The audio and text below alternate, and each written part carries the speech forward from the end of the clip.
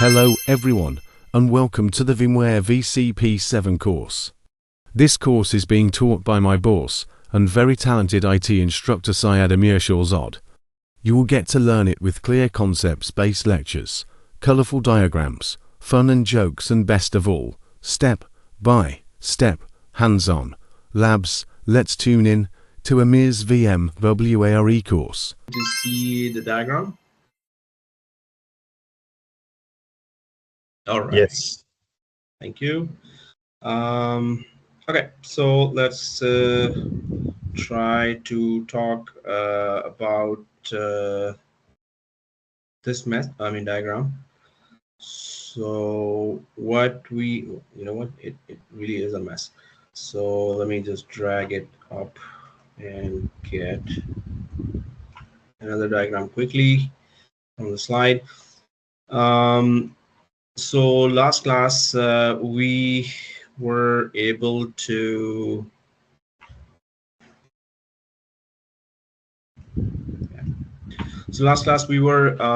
able to install all the Windows related stuff other than software SAN, and then we installed the hypervisors here, the three hypervisors. We gave the IP, we set up the IP, we gave it carefully the names as well. Then we created a DNS, A records and pointer records for all these hypervisors, so we could connect via Chrome by name to these hypervisors. So we were able to connect via Chrome browser in Windows by name to these hypervisors. We need to check that again if we are inside the three hypervisors. And once we check that, then the rest of the tasks that we need to do for today. Okay. Yeah, done. If I go further ahead, yeah, so install three hypervisors, IP, DNS, domain, create a records, remotely connect to each hypervisor was done as well. Explore all the features of hypervisors that we need to do now. We need to add 9 NICs to ESXi 2 and 3 after shutting it down. Then we need to add software SAN, and then finally we go for the big install if you're able to do that. Let's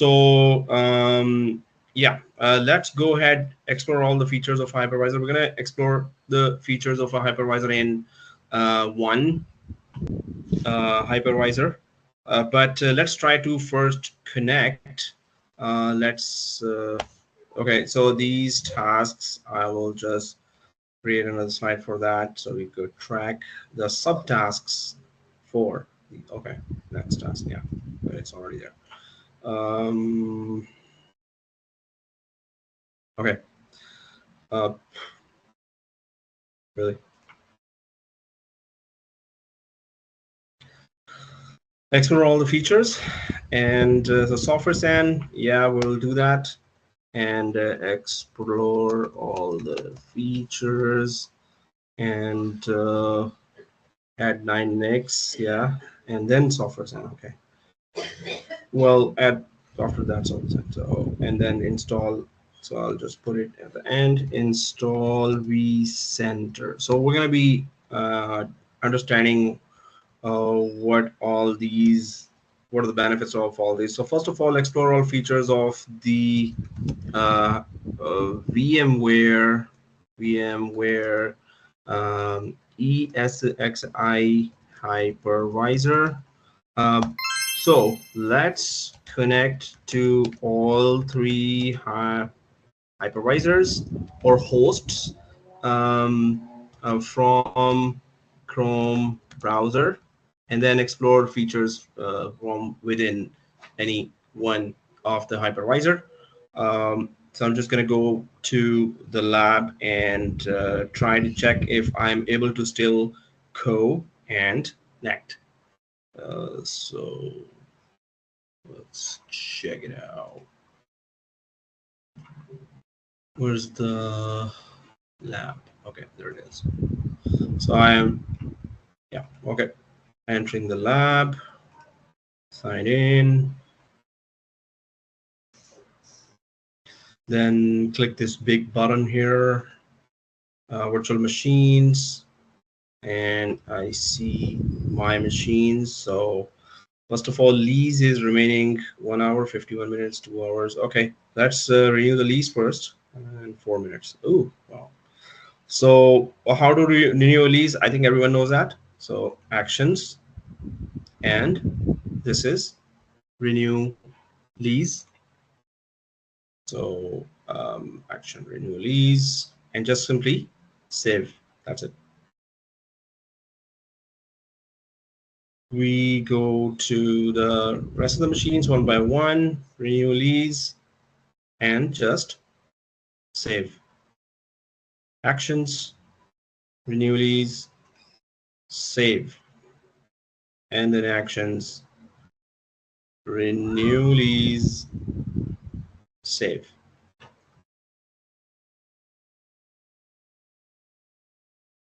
Okay, so that's one first thing. Second thing is powered on, powered on, powered on, powered on. Okay, they're all powered on. I'm gonna go to just the VM console of my Windows machine. Why? Because I need to go inside and then open the browser, and from the browser I need to connect to all three hypervisors one by one. I should be able to connect to them all. So I'm going to go to the Windows, and it shows that screen which which we had opened in the last class.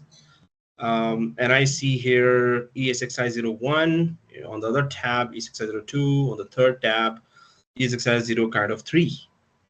Okay, so I'll just try to log into one with, if I click there, so because I wrote the root there, so it's already there, and go for the class password, should let me in. All good for ESXi1. Let's quickly check 2, because we need to configure software SAN in all three hypervisors. So small ABC, ABC, and yep, uncheck join the VMware customer experience, or if you want to keep it checked, it's okay, doesn't matter. And the third one just shows me this. I'll just refresh it anyway, and just click advanced and proceed to, so advanced, we know that, right? Proceed to ESXi3, and we know the drill to log in. So small ABC, capital ABC, shift 1 2 3, and without shift 1 2 and 3. Okay, unjoin, that's okay. So we're, first of all, I'm able to log in from all three hypervisors. So that's the first thing. Yep, there's a hand raised. Able to see my screen? Screen. Okay, great. So mainly you can remove the raised hand, or if there's a question. I hope there's a question. So yeah, let us go ahead, and yeah, so let's explore the features in the hypervisor. So I'm going to connect to hypervisor number 3, because first we confirmed that we can connect to all three hypervisors. Yes, we can. Now let's connect to hypervisor 3, tres, right? 3. Okay, so uno, dos, tres, right? So this is tres hypervisor. And then once we are inside, so you see that there is host area here, there's manage area, there's monitor section, there's virtual machine, storage, and networking here, right? So we need to know what is inside all this and how to use them. And obviously, if you know inside out of one hypervisor, then you will, if there are 200 hypervisors, they all are exactly the same inside, right? So we could have connected to hypervisor 2 or 1, it doesn't matter. We're just connected to 3 for no particular reason. They all are same. Now, if you go to the manage here, So there is system, hardware, licensing, packages, services, security users, security and users. So there's in system, it's advanced settings, and as the name says, obviously it's advanced, right? So when one day when we become advanced, then we make changes here. But what is it there? Auto start. So what is auto start? And it is enabled for no. So auto start is, now these are three physical machines, right? Always remember, when we are talking about hypervisor, where's the lab? Yeah. So these hypervisors here, right? Always imagine them that ESXi hypervisor is installed on a physical machine, 03, physical machine, 02, physical machine, 01. Imagine that in a real environment, production environment, it's going to be a physical server underneath the hypervisor. Here, it's on a virtual environment, so that's why it is called nested virtualization, which means virtualization inside virtualization. So virtual machine inside virtual machine inside virtual machine, right? But in real environment, in production environment, it's these are on physical servers. So that one thing, auto start, what does that mean? If I go to the diagram here, auto start would be that if so, these are physical servers. This is a physical NIC. This is a physical disk, right? This one, physical disk. Phi NIC, phi disk is physical NIC, physical disk. So in a typical real environment, production environment, you will have virtual machines here, right? Wow, what is this? There's how can I make it like, why is it okay? Anyway, so there are virtual machines here. Virtual machine number 1, virtual machine number 2, and my device images. Why the pen is so small? It was so good before. Okay. Anyway, oh, there it is. Oh, even now. Like seriously. Single arrow. Okay. Anyway, so there are virtual machines here, right? So those virtual machines are on top of so virtual machine number 1, virtual machine number 2. Seriously, again, virtual machine number 3. Yeah, 3. Now, in a typical physical server where a hypervisor, it's a small software installed on a physical server here. Um, so on top of that, there could be 5 virtual machines, 10 virtual machines, or 16, 20 virtual machines, right? Depends on how much RAM is there, how much processor is there, how much disk is there, and how much network storage is there, network bandwidth is there, right? So if it's a lot of RAM and CPU and disk, so you can have here like 20, 25 virtual machines. It also depends on, suppose this virtual machine has what kind of application. This virtual machine has SQL Server. SQL Server is a database, right? Databases are always requiring more space, more RAM, more processing, right? Suppose it's a web server here, and suppose it's a file server here. File server, so many, maybe thousands of users are connecting to file server in a big company. Maybe there are 2,000 users connected here right now, right? Web server, so many users and applications are connecting. So many applications are connecting to the database. So that's a pretty huge traffic that is connecting to the virtual machines being hosted on top of a physical server, right?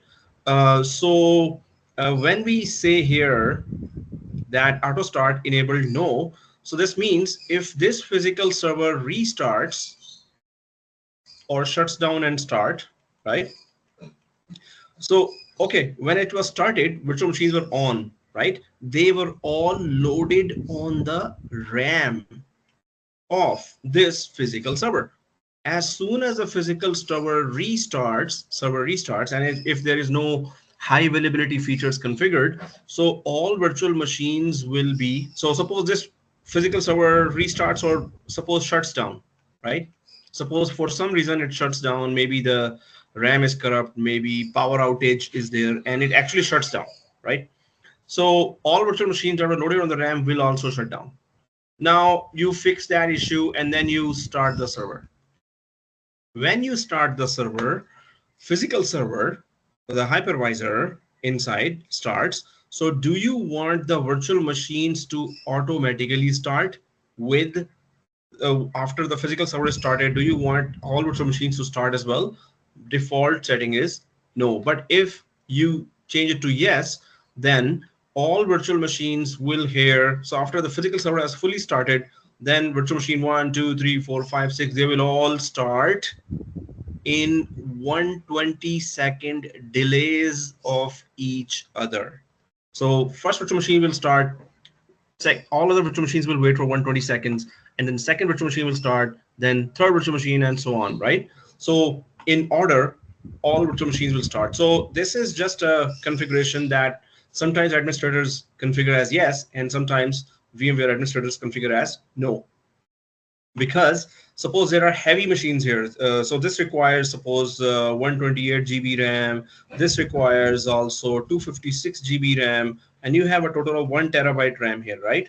So all machines, or suppose there are 20 machines, this requires 32 GB RAM, this requires, and also the processing as well. So if all machines start together, it will really put a lot of burden on the physical RAM, physical processor, physical disk, right?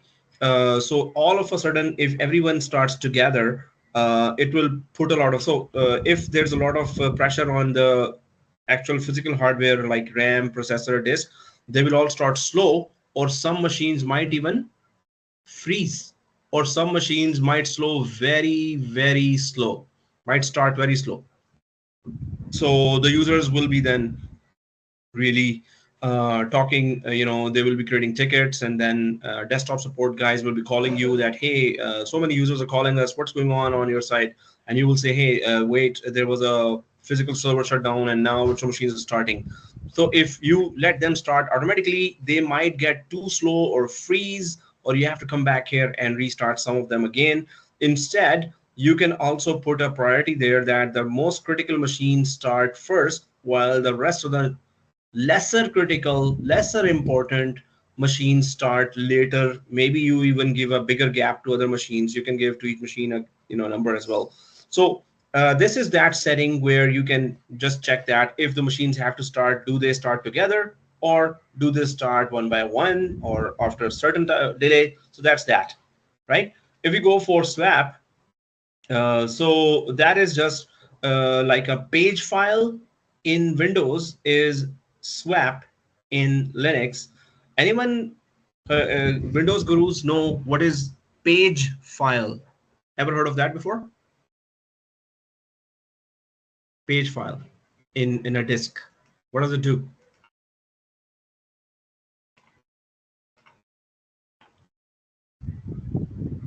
Mm-hmm. Yeah. Is that virtual memory that is created on a hard disk so that to extend to give you more RAM availability, which is dynamic one. That Yeah. page out and page in. Yeah. Exactly. Wow, that's a good one, right? 2D. Okay, so this is a disk, suppose, and and there is RAM here as well in the computer, and that RAM has a lot of data loaded there. The data that is, suppose Windows is loaded there, then there is applications loaded there.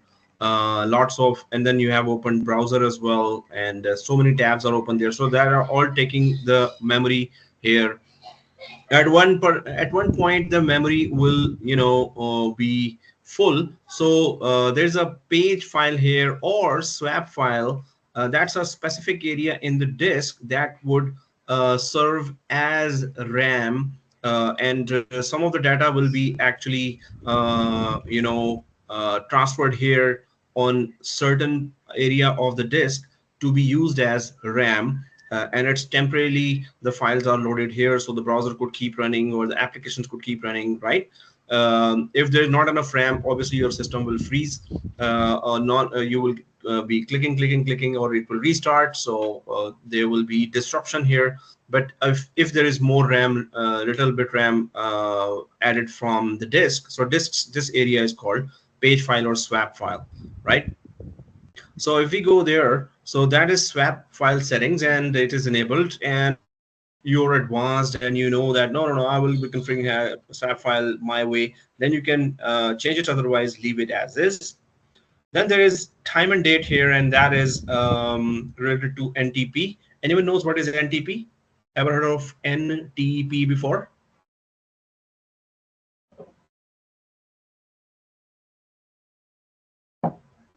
NTP, yeah.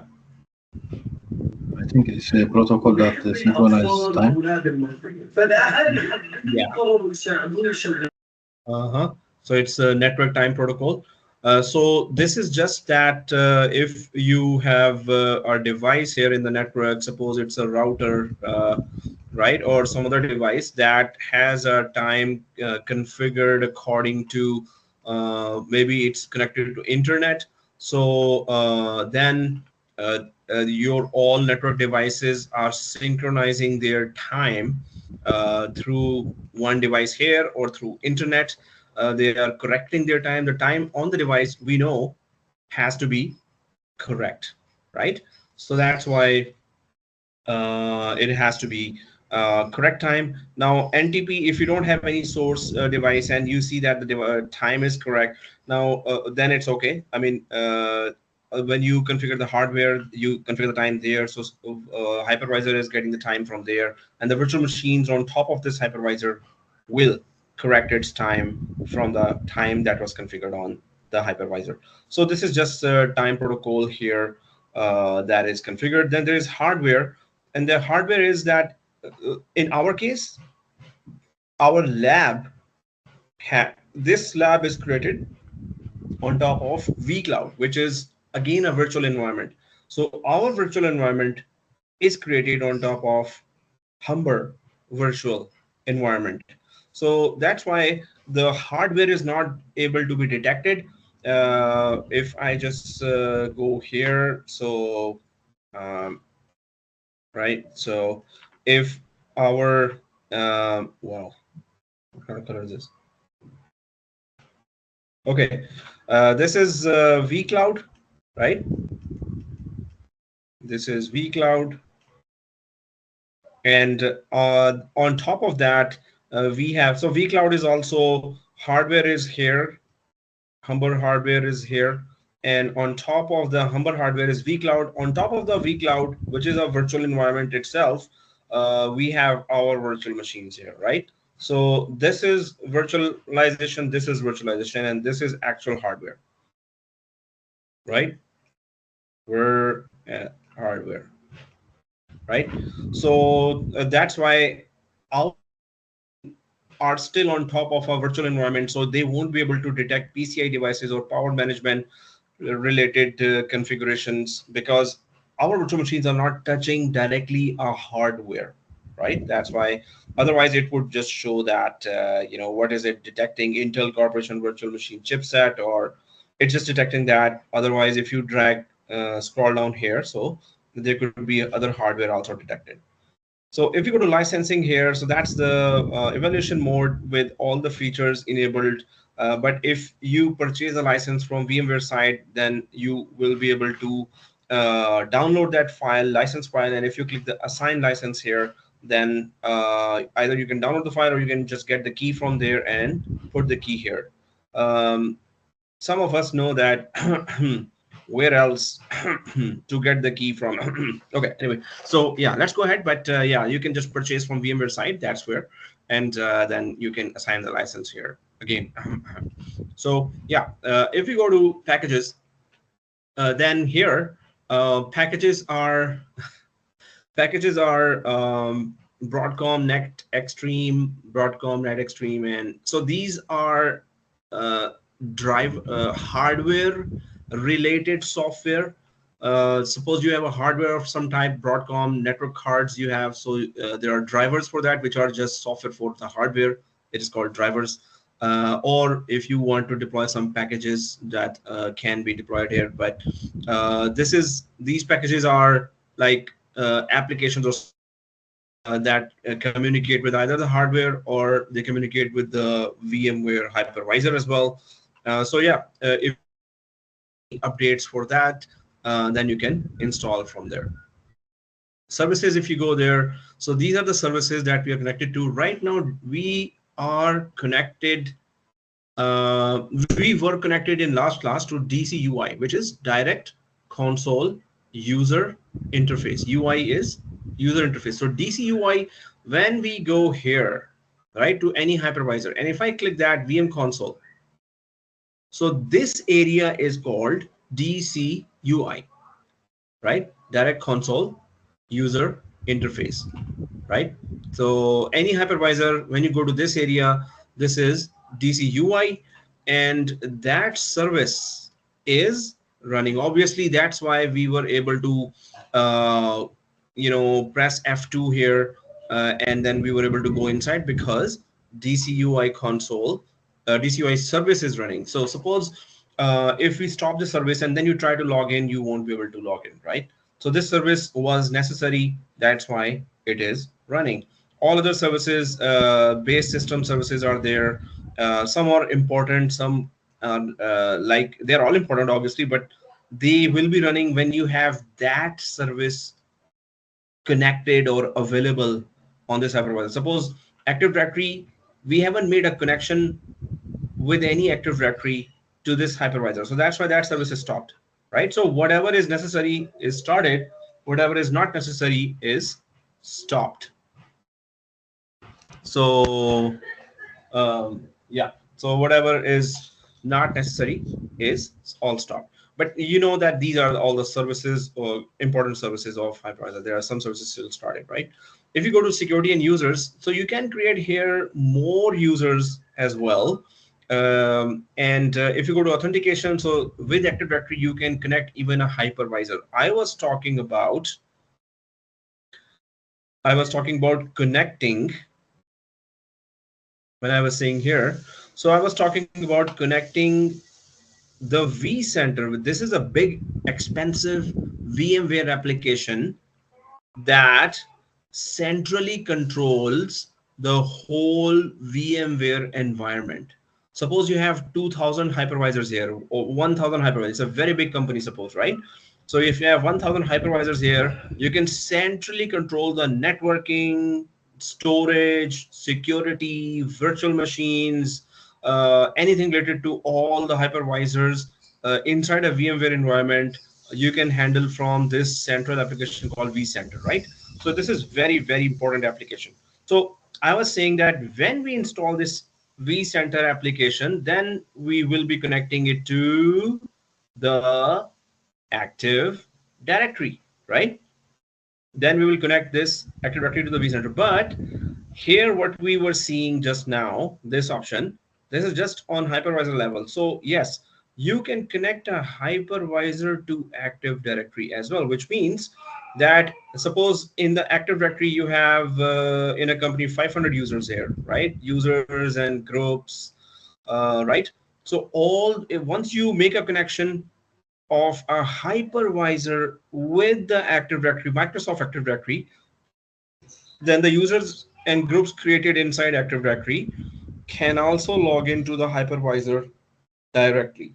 So hypervisor will let Microsoft users log in to the hypervisor as well. Till now, what we were doing, till now, we were connecting through root, which is a local username here. In fact, if I go to the users, this is the root user here. And you can create here more local users. With your name, you can create another user. And from roles, you can give any role to that. So suppose you create another user here, you give it administrator as well. So it will have the same access as the root user, which means it has all the access here, right? So that's overall what you can do. Certificates, you can also install, download certificates and add import new certificate here, and then or you can paste its key here. And I showed you that I mentioned that in previous class that you can go to godaddy.com or You can go to digicert.com, verisign.com, and get some certificate. Once you deploy that certificate, you won't get this error, right? So once you purchase that certificate, then you deploy from here in this area, or through vCenter. When we later deploy vCenter, there you can deploy through that. You can deploy to all the hypervisors centrally from vCenter application. Okay, so for one hypervisor, you can just go here. And then roles, yeah, these are all the roles. Here you can create users and give them these roles: anonymous, no access, no cryptography administrator, no trusted infrastructure administrator. So the details are there, that which role does what: read only, trusted infrastructure administrator, view. So visibility access cannot be granted. So this means, yeah, whatever role you want to give here, right? Then there's a lockdown mode here. Lockdown mode says, and there is a later you will see the lockdown mode when we are going to deploy this application, the big one.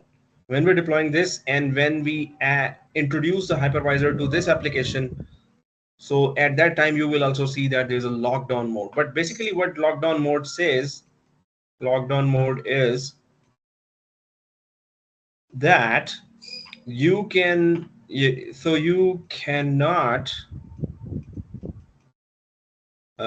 connect from browser, right? And only from, if you put this lockdown mode, only from DCUI. So what is DCUI?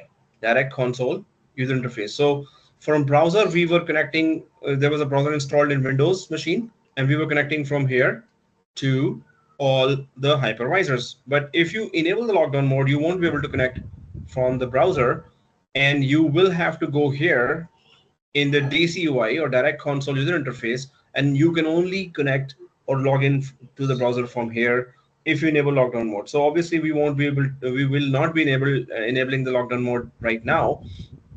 And later when we enable, then I will explain that basically later when we deploy, when vCenter is there. So we will say that, okay, nobody can connect through a browser like Google Chrome or Edge or IE, but they will be able to connect from vCenter remotely to the hypervisor, and from DCUI mode as well. From vCenter and DCUI mode, once vCenter is there, so then two areas that anyone can connect to the hypervisor, because there's a restriction, right? So because browser, suppose you have 10,000 machines, laptops, suppose there are 10,000 employees, you gave them all laptops or desktops. So every laptop has a browser, every desktop has a browser, right?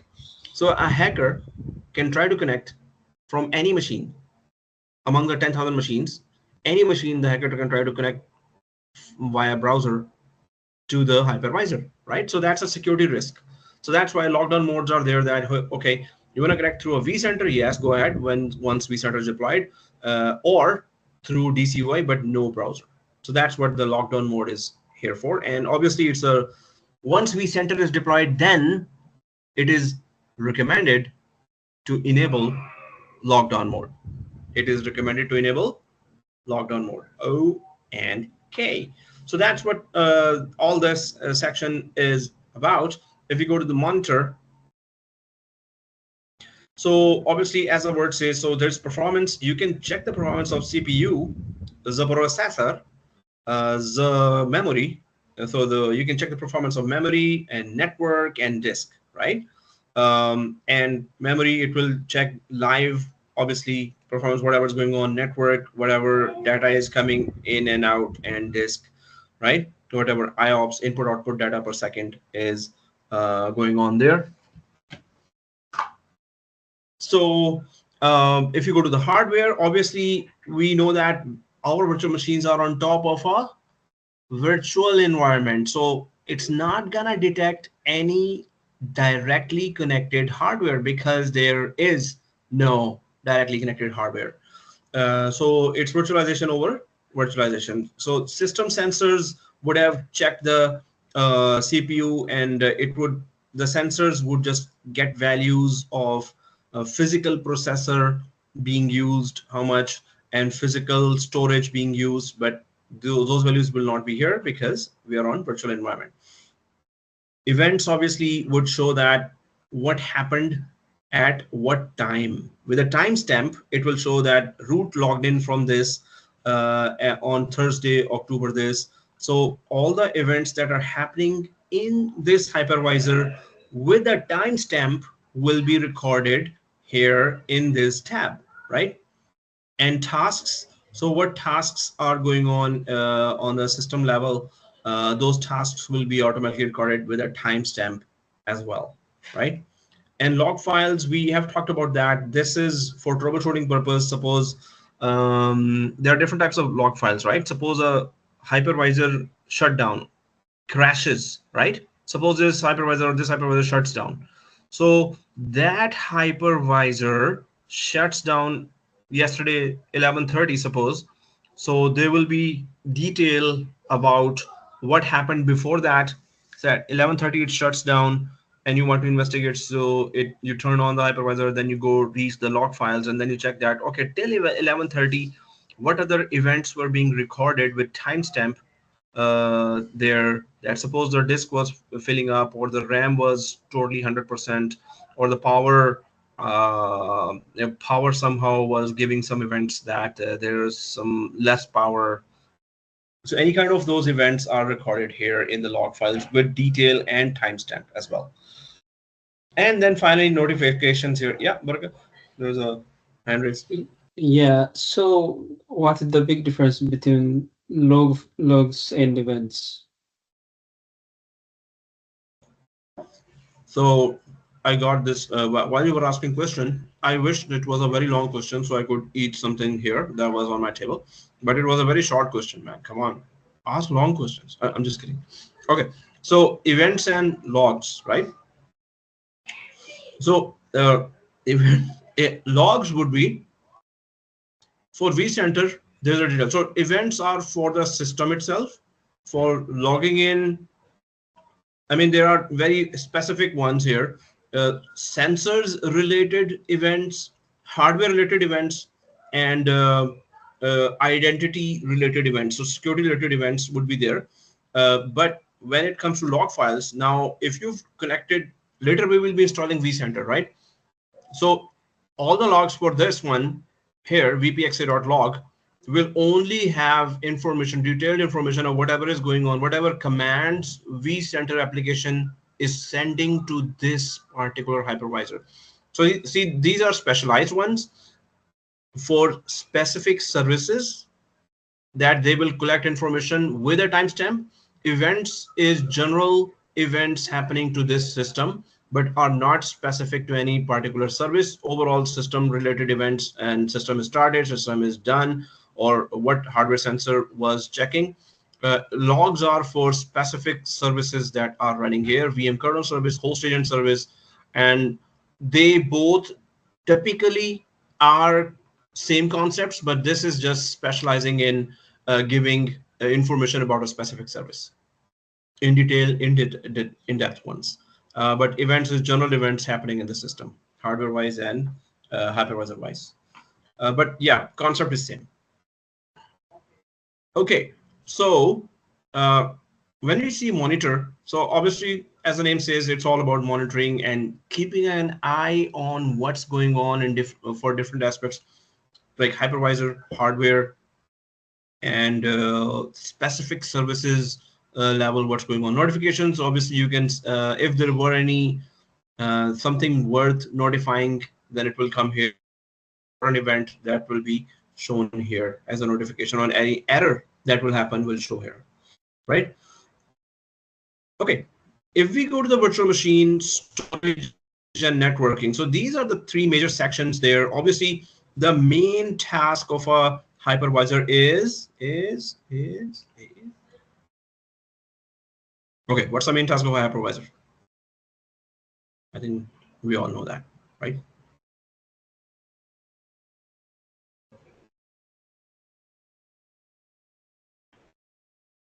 Control virtual machines.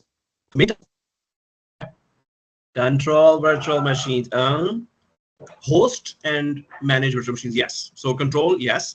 but mainly, yeah, hosting virtual machines. Virtual machines are created on top of it, and it hosts them and controls them and manages them exactly as you said. Okay, so these virtual machines, storage, networking, three sections, right? If we go to the diagram here, if a virtual machine is created here, it will be loaded on the RAM, right? RAM. Its files will be living. Suppose you shut down the machine, so the files have to be permanently stationed somewhere, right? Either it will be a local disk or it will be a disk over the network. Now I have to actually drag another set of machines from the slide so we can discuss some new scenarios.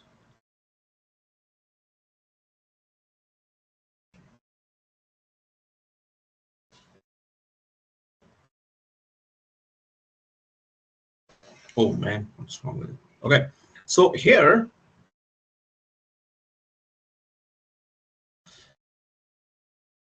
yeah, a virtual machine is created here. It's running. I mean, you have to start a virtual machine, right? So it's running on RAM. It's living. Suppose you shut down and then you start again. So when it started, it's loaded on RAM.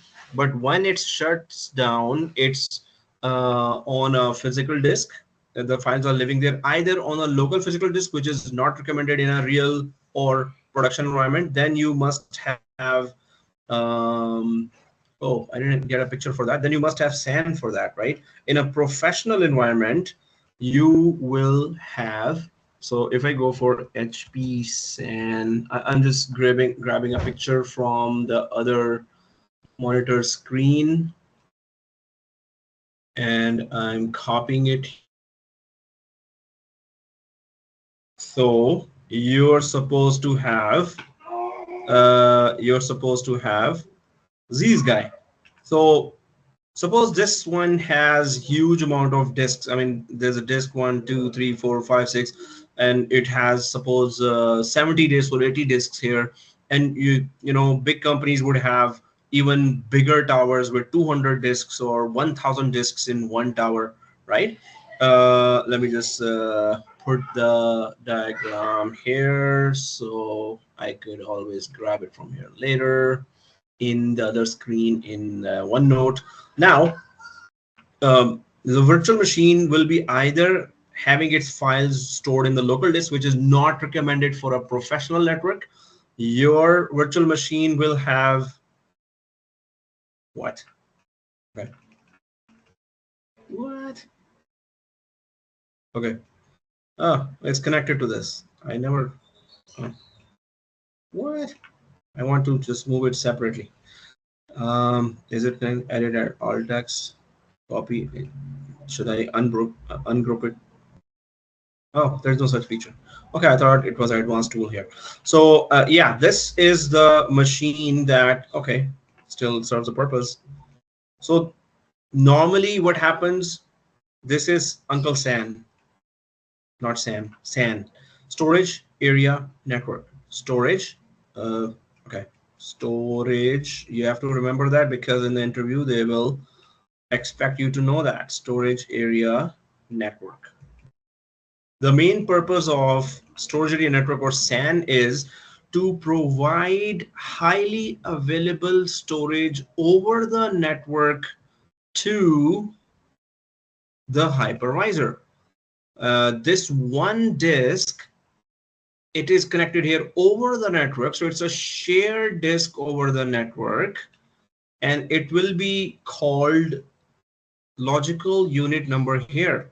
So logical unit number is a disk that is shared over the network from a, you know, a storage tower where all the highly available disks are, fast and highly available disks are, right? So this is called one or logical unit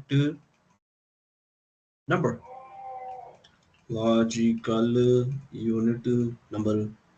So logical unit number or shared disks over the network.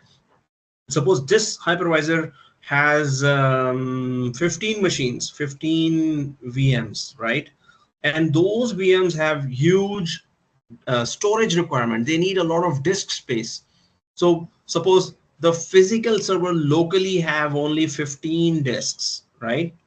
And all those disks are suppose 500 GB or 1 terabyte or 2 terabyte, right?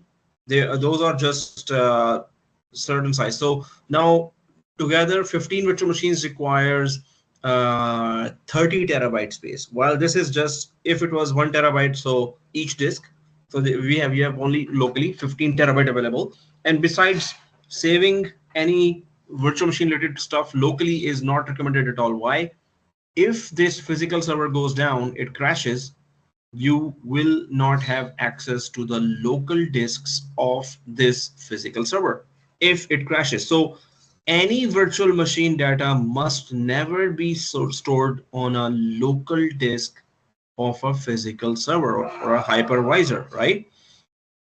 So that's why we have to store 15 virtual machines data on a shared disk or LAN. So we share the disk. So suppose if we save the 15 virtual machines data on a shared disk or LAN, and this physical server goes down. So virtual machine data, which is very, very important data is the gold in IT, right? If, not in IT, for any company, data is the gold. Data is the most important asset, right? If any company's data is leaked, that company could go down or go out of business in few months or few years, right? Data is so important. So you have to protect data. That's why there are now data scientists, right? So you have to protect data, and you have to ensure that nobody has unauthorized access. But here we're talking about virtual machines having your company's data. So those virtual machines will be created on a shared storage. So if the physical server goes down, they were here over the network, right? They were not here. So this disk is now not accessible because the physical server went down, right? It crashed. It shuts down for some reason. So the data of the machine was never there. It was on the network, right? So it can be accessible from this hypervisor. You can also access over the network this data. From this hypervisor, you can also access this data over the network, right? So that's the benefit of having data over the network, or important critical data over the network on shared storage called LANs, right? So first thing when I'm talking about here is that virtual machines will be created. They will be using the RAM of the hypervisor, yes. Processing of the hypervisor, yes. But they'll be using local storage of the hypervisor in a professional environment. In a small environment, yes, you can create virtual machines on a local storage. In a professional environment, you must have. We're creating our software SAN as well, because we don't have any rich uncle. So the thing is, this storage. So first is virtual machines. Yeah, virtual machines are hosted by hypervisor. Second thing is storage. Oh, there's a thing called data store. What is this? So if we go to the diagram, a physical disk has to be formatted, and you have to make a partition on the disk so you could put data on it, right? Anyone knows what is this? Ever heard of NTFS before? What is NTFS? File system. It's new technology file system. Exactly. Yeah. So new technology file system, or it is the file system for Windows OS, Microsoft Windows OS, and file system is on top of a disk, when we format the disk, if we want to use it for Windows, we have to have a file system on the disk called NTFS. And file system really lets you track the files on the disk and run them and open them, right? So for VMware, so this is Windows machine, so yes, the disk was formatted with NTFS file system. For VMware machine, this will be formatted with VMFS, which is VMware file system. VMware file system, right? So that is a file system, right? VMware file system. This is and new technology is new, N is new, T is technology, new technology file system. So obviously that's for Windows, Microsoft. On top of NTFS formatted disk, you cannot install a VMware hypervisor or anything VMware. So for VMware, it needs the local disk to be formatted with VMware file system, and it needs to have a partition created on it so you could install a software. So first thing, disk for when you install a hypervisor, it formats the disk with VMware file system so all VMware applications could run. Second thing is that it partitions it, and that partition is called data store. So you create a data store. Wow, what's wrong with this color? Okay, hey, can I change that to something dark? Okay,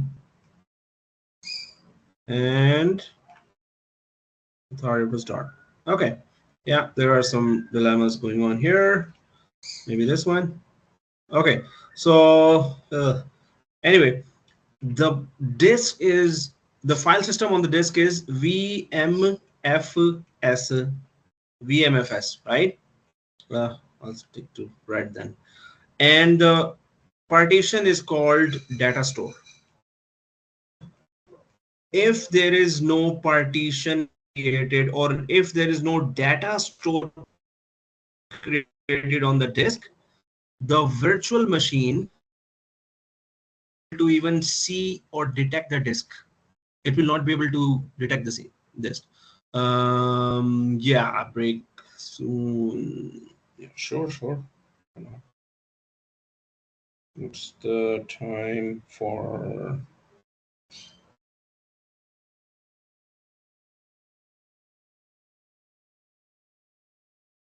oh, hey, we need a break. Yeah. Okay, so yeah, we'll be discussing this storage related terminology. Let's take a 10-minute break, and or hey, last time also we did the same thing, right? So instead of 10 minutes, let's make it 20 minutes. So 32, 732, 742, 752 ish. Okay, let's take a break, 20 minutes, and then come back and we're going to discuss that. Then we're going to deploy a machine here. And so the class starts. Oh, it kicked me out.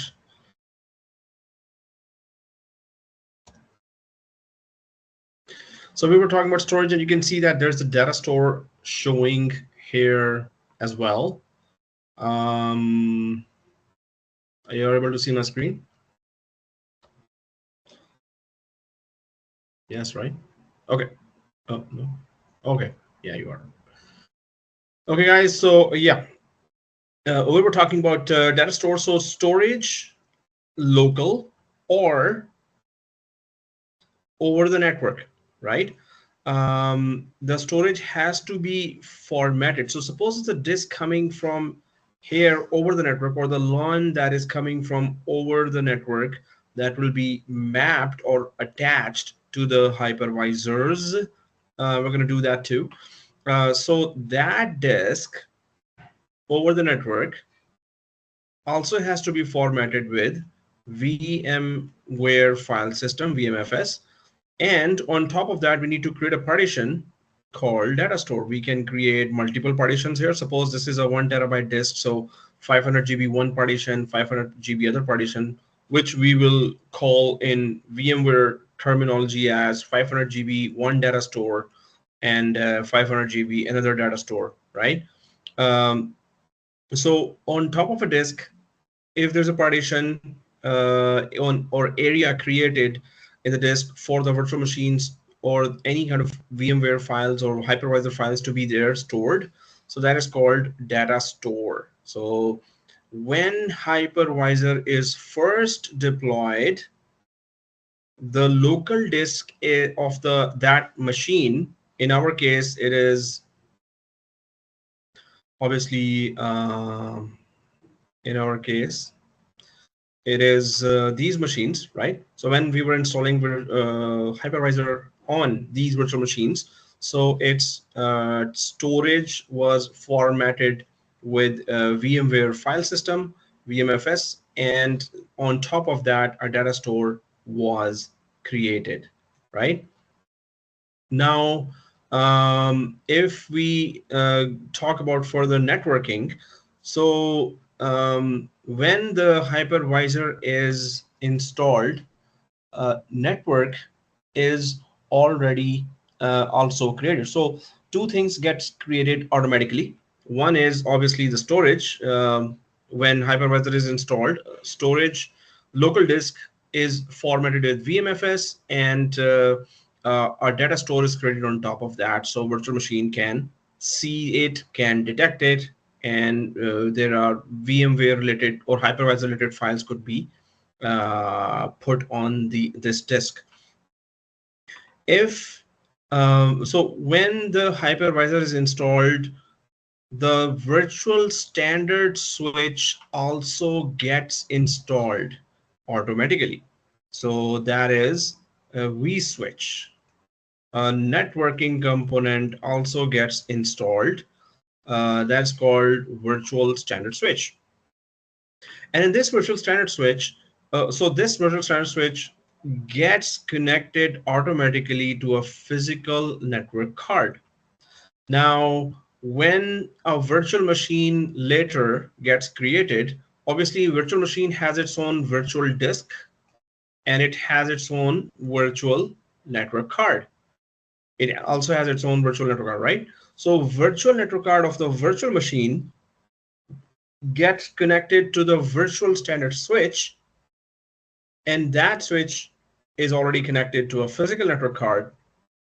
And in a company, in a real or production environment, that physical network card is connected to a physical switch, right? So if I go to a diagram here, oh yeah, I have a picture of the switch.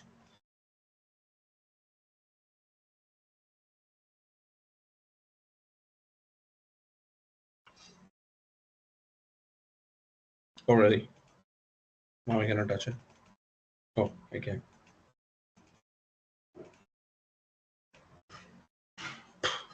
Seriously, I need to master this software.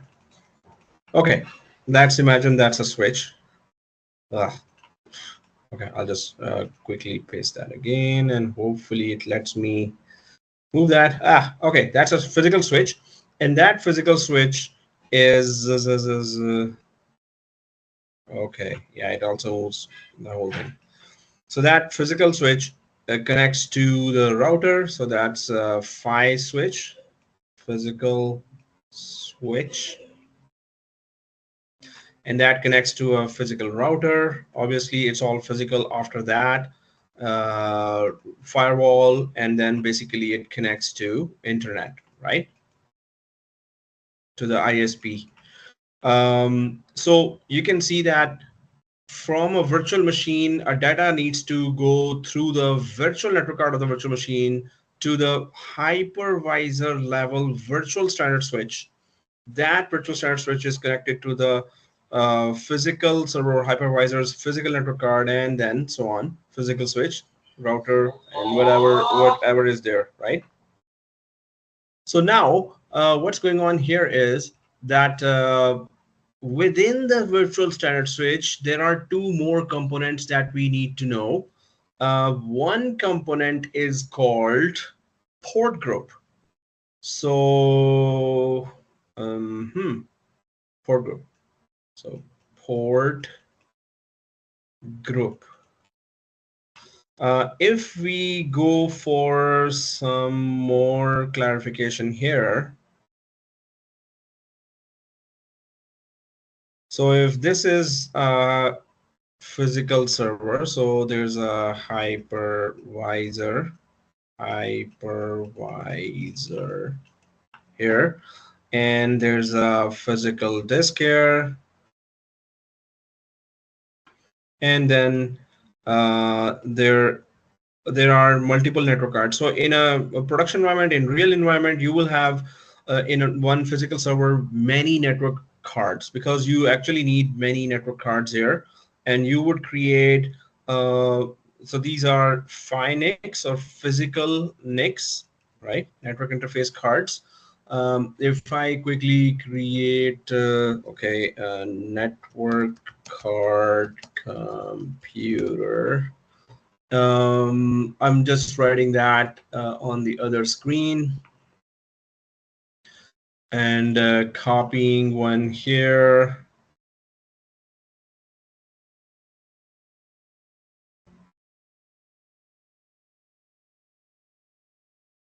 Whoa, don't tell me, man. So I can't do anything now. Seriously, I hate this software. Oh, okay. Okay, I don't hate fully this software. So this is the network card, and the network card has ports here, right? So many of you must have seen that network card. This, because of this network card, the physical machine gets connected to the network, right? Now the network card here, these are 4 network cards, right? Just like this, there are, just like the one that I just showed you, 4 or 8 or 10 network cards if it's physical server is able to connect to that. Now these network cards will be connected to the virtual standard switch, so vSwitch, and you can create multiple. So this is vSwitch 0.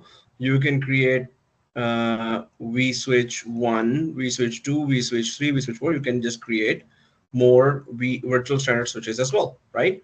So virtual standard switch also has, each virtual standard switch has a component called port group.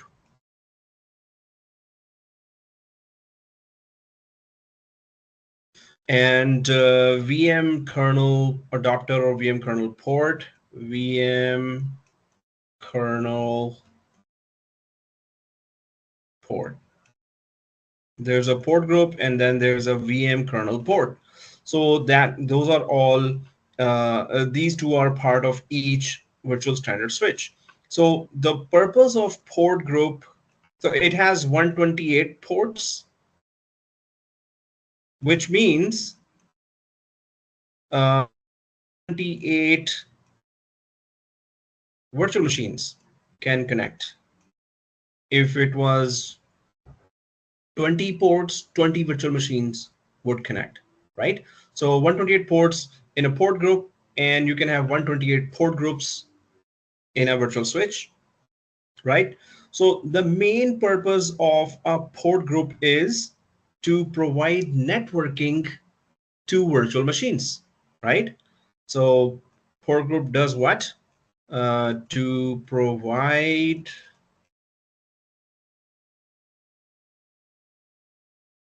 network to VMs, virtual machines, right? So if there is a virtual machine here, that's a VM, so it will have its own virtual network card, and you can have multiple virtual network cards here as well. And there's a virtual disk here, right? So that virtual network card will be connecting to the virtual standard switch. It will not be connecting directly. I mean, it will be connecting to the virtual standard switch, obviously, but it will be connecting to the component of the virtual standard switch called port group. So PG, a port group will be created here. Virtual machine, virtual network card will connect to the port group of the virtual standard switch, right? And obviously this one also has a port group, this switch. You can create 128 port groups here as well. You can create more port groups here. Now suppose there are 10 virtual machines here, right? 10 VMs, suppose. 5 virtual machines belong to sales department, 5 virtual machines belong to, suppose, marketing department. So you will create one port group if you want to do that for sales department, and you will create one other port group for marketing department. So port groups can be used for organization as well, but they do much more than that.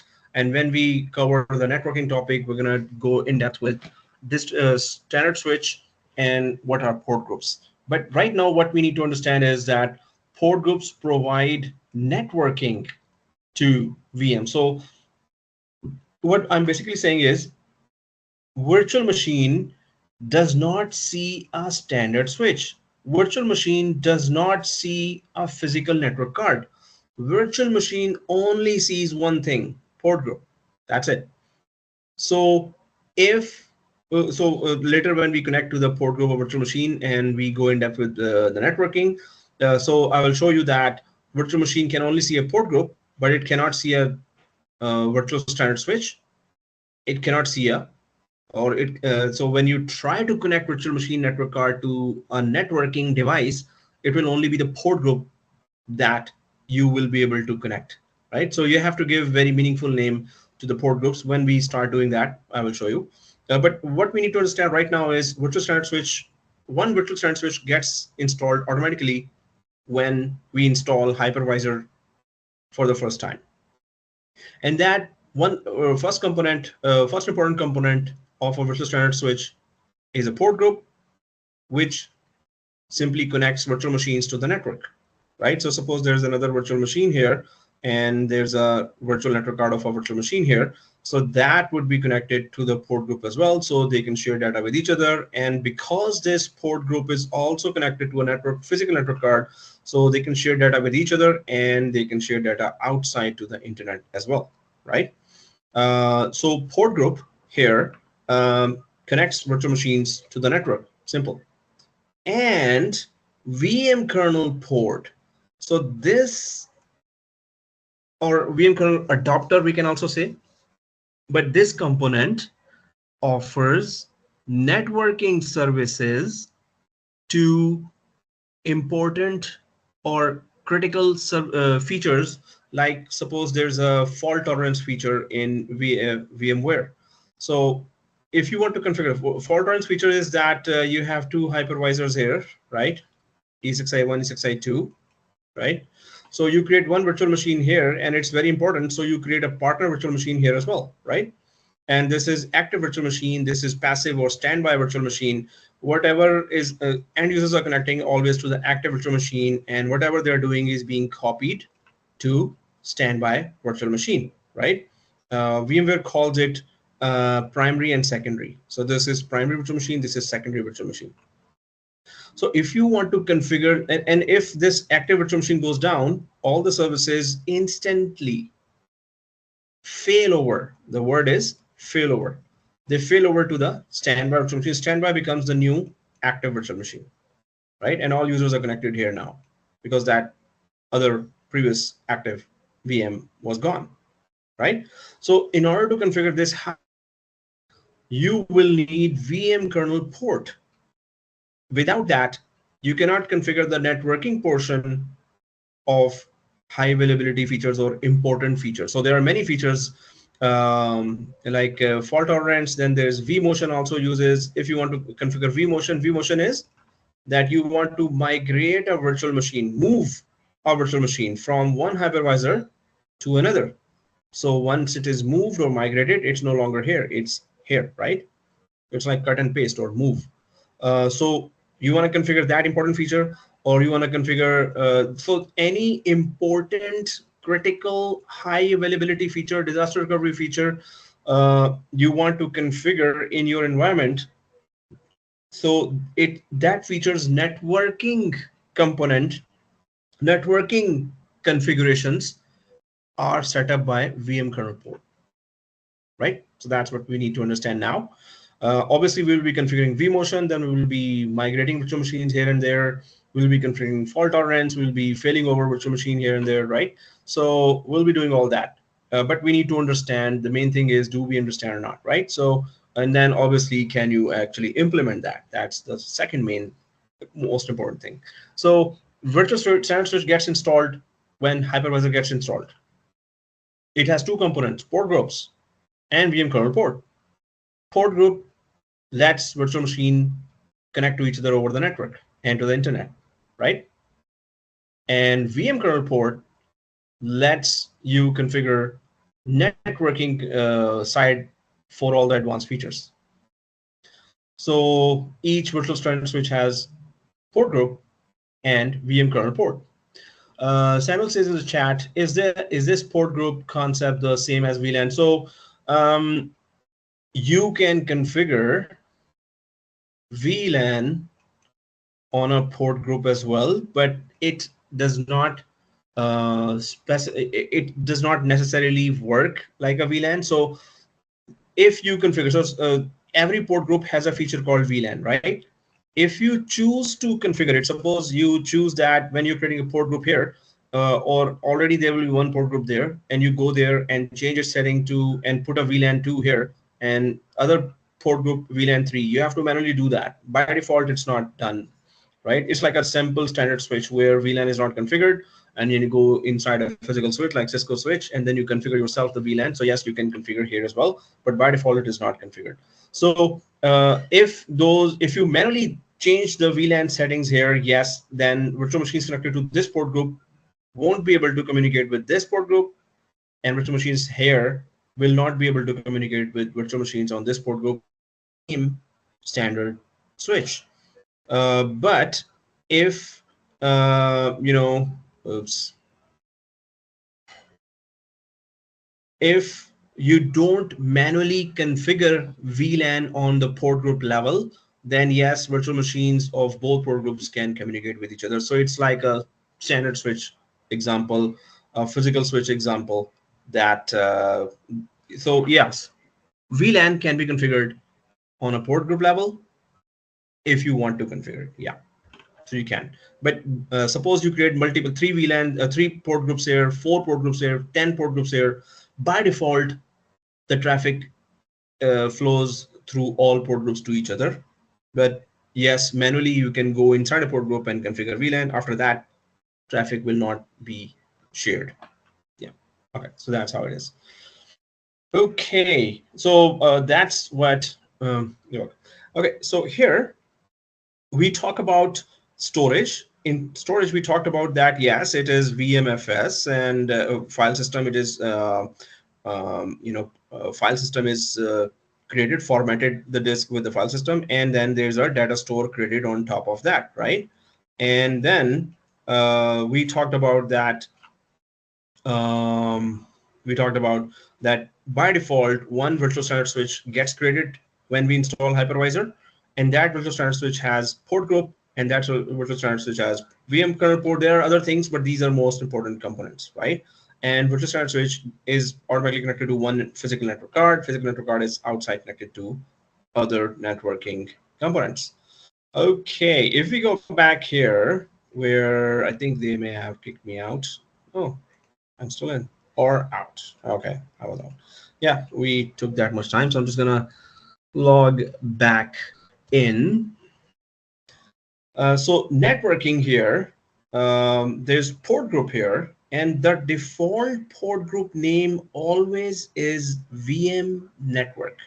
Default port group name is always VM network, and there is one VM kernel port already configured called management network. Okay, again, if we go to the diagram, as I said, the VM kernel port helps important features to be configured. The networking side of the important features to be configured. So one VM kernel port or one important feature has been configured, and that is called management network VM kernel port management network. So one port group is configured called VM network port group, and the other one is a management network, and that is VM kernel port here, this one. And is that important feature that the VM kernel port was used? yes, this is, or this management network is an important feature. Okay, what's the importance of that feature?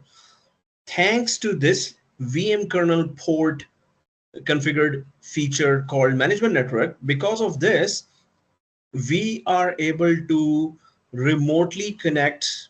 We are able to. We are able to. So we are able to remotely connect to a hypervisor thanks to that management network VM kernel port group.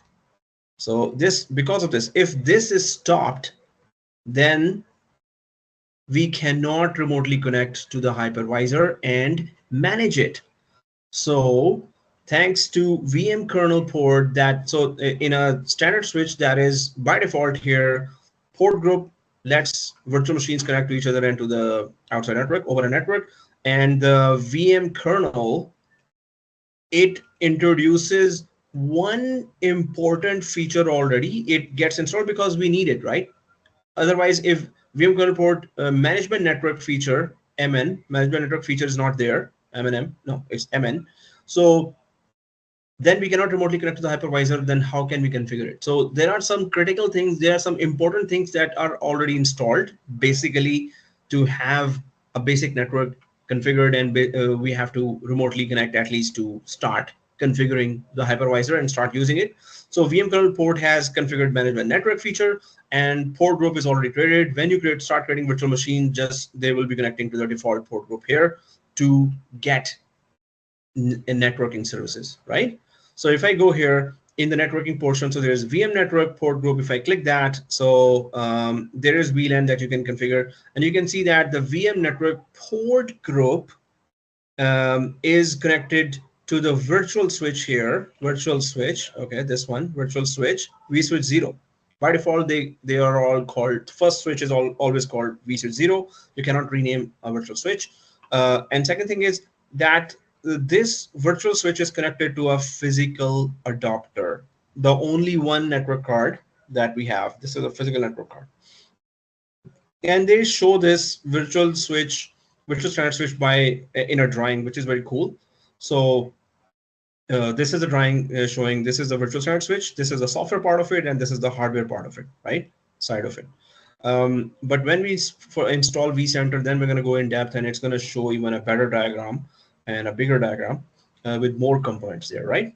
So okay, we were exploring that. Okay, there's a virtual machine here. Yeah, we get it. And we're going to be creating a virtual machine. And there's a storage here. Yeah, so storage has a data store here. Yeah, there are adapters. Obviously, there are storage adapters. We're going to be talking about that, and devices and persistent memory. In fact, now we're going to be talking about that too. And then there's a networking side of a hypervisor. So obviously, you know, the main purpose of hypervisor is what? To host virtual machine, right? So a virtual machine definitely need a storage. So there's a storage option, and a virtual machine definitely need networking. So these two are very, very important. So that's why they are already available when we install a hypervisor. Okay.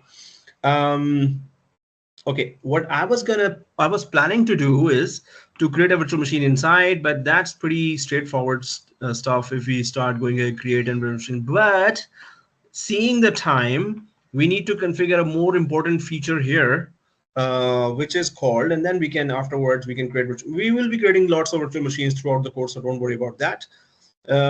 Our plan is first of all to explore what is inside a typical hypervisor. So these are the 5 sections: manage, monitor, virtual machine, storage, networking. These are the 5 sections that are there. Second thing is, and we need to move to our bigger objective to create a professional VMware environment. And we need to have Uncle SAN, storage area network, right?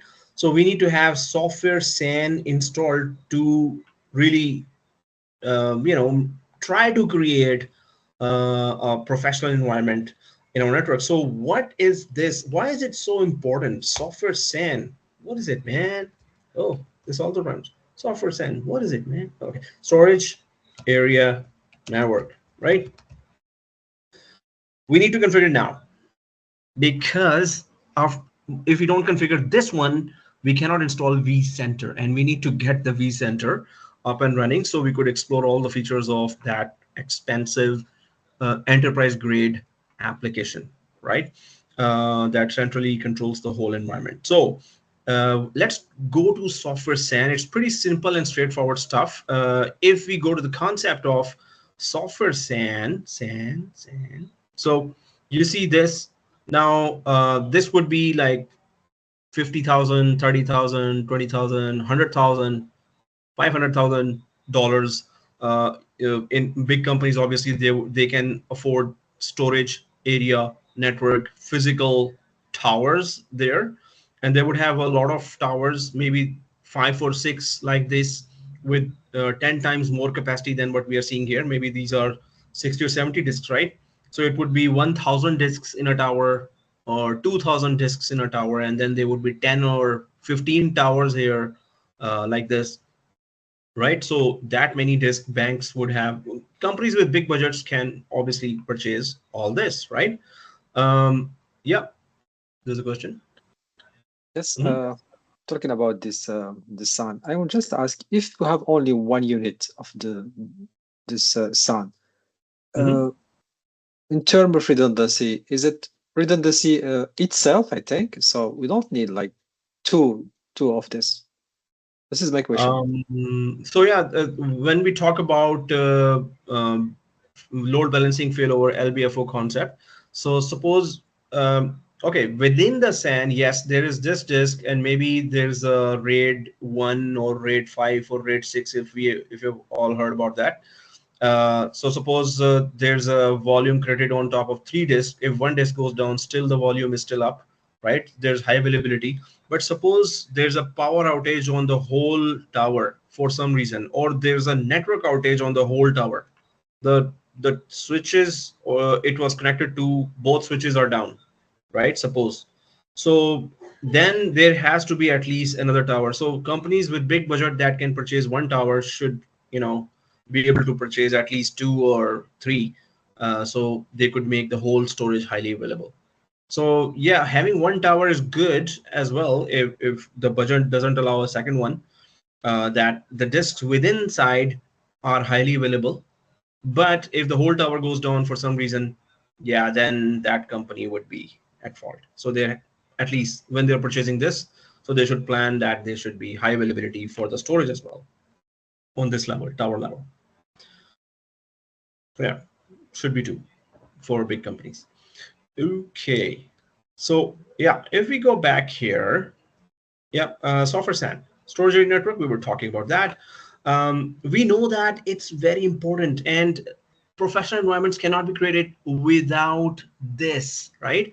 So what we're going to do, oh, now I need a fresher diagram. So I'll just run back here. So I was on slide 26, grab another one. Maybe I'll just put it also in my OneNote to grab from here. O and K. So let me quickly do that because we need to start configuring that as well. But the concepts have to be clear. Otherwise, click, click, click has no benefit, because we can easily do that and you can follow me easily. But without understanding, there's no benefit of sitting here. Okay, so yeah, I was talking about the tower. So suppose there is that SAN tower here, right? SAN storage, big SAN storage here. Now that SAN storage has a lot of disks here, a lot of disks here, a lot of disks here, a lot of. I'm not copying that because I'm not able to put that at bigger. So suppose that what happens is, or what we're planning to do is, or how it is in a production environment or real environment, it's corrected. This one disk gets connected to all the hypervisors that will be hosting virtual machines. So each disk is connected to all hypervisors that will be taking part in hosting a virtual machine. So each disk. So this disk will be connected to all three. This disk will be connected to all three, and so on. Suppose there were 200 hypervisors, so and there were 3,000 disks. So you can connect like 1,000 disks to all hypervisors and 500 disks to half of the hypervisors, 200 disks to certain hypervisors which need some, suppose, faster disks or much bigger disks.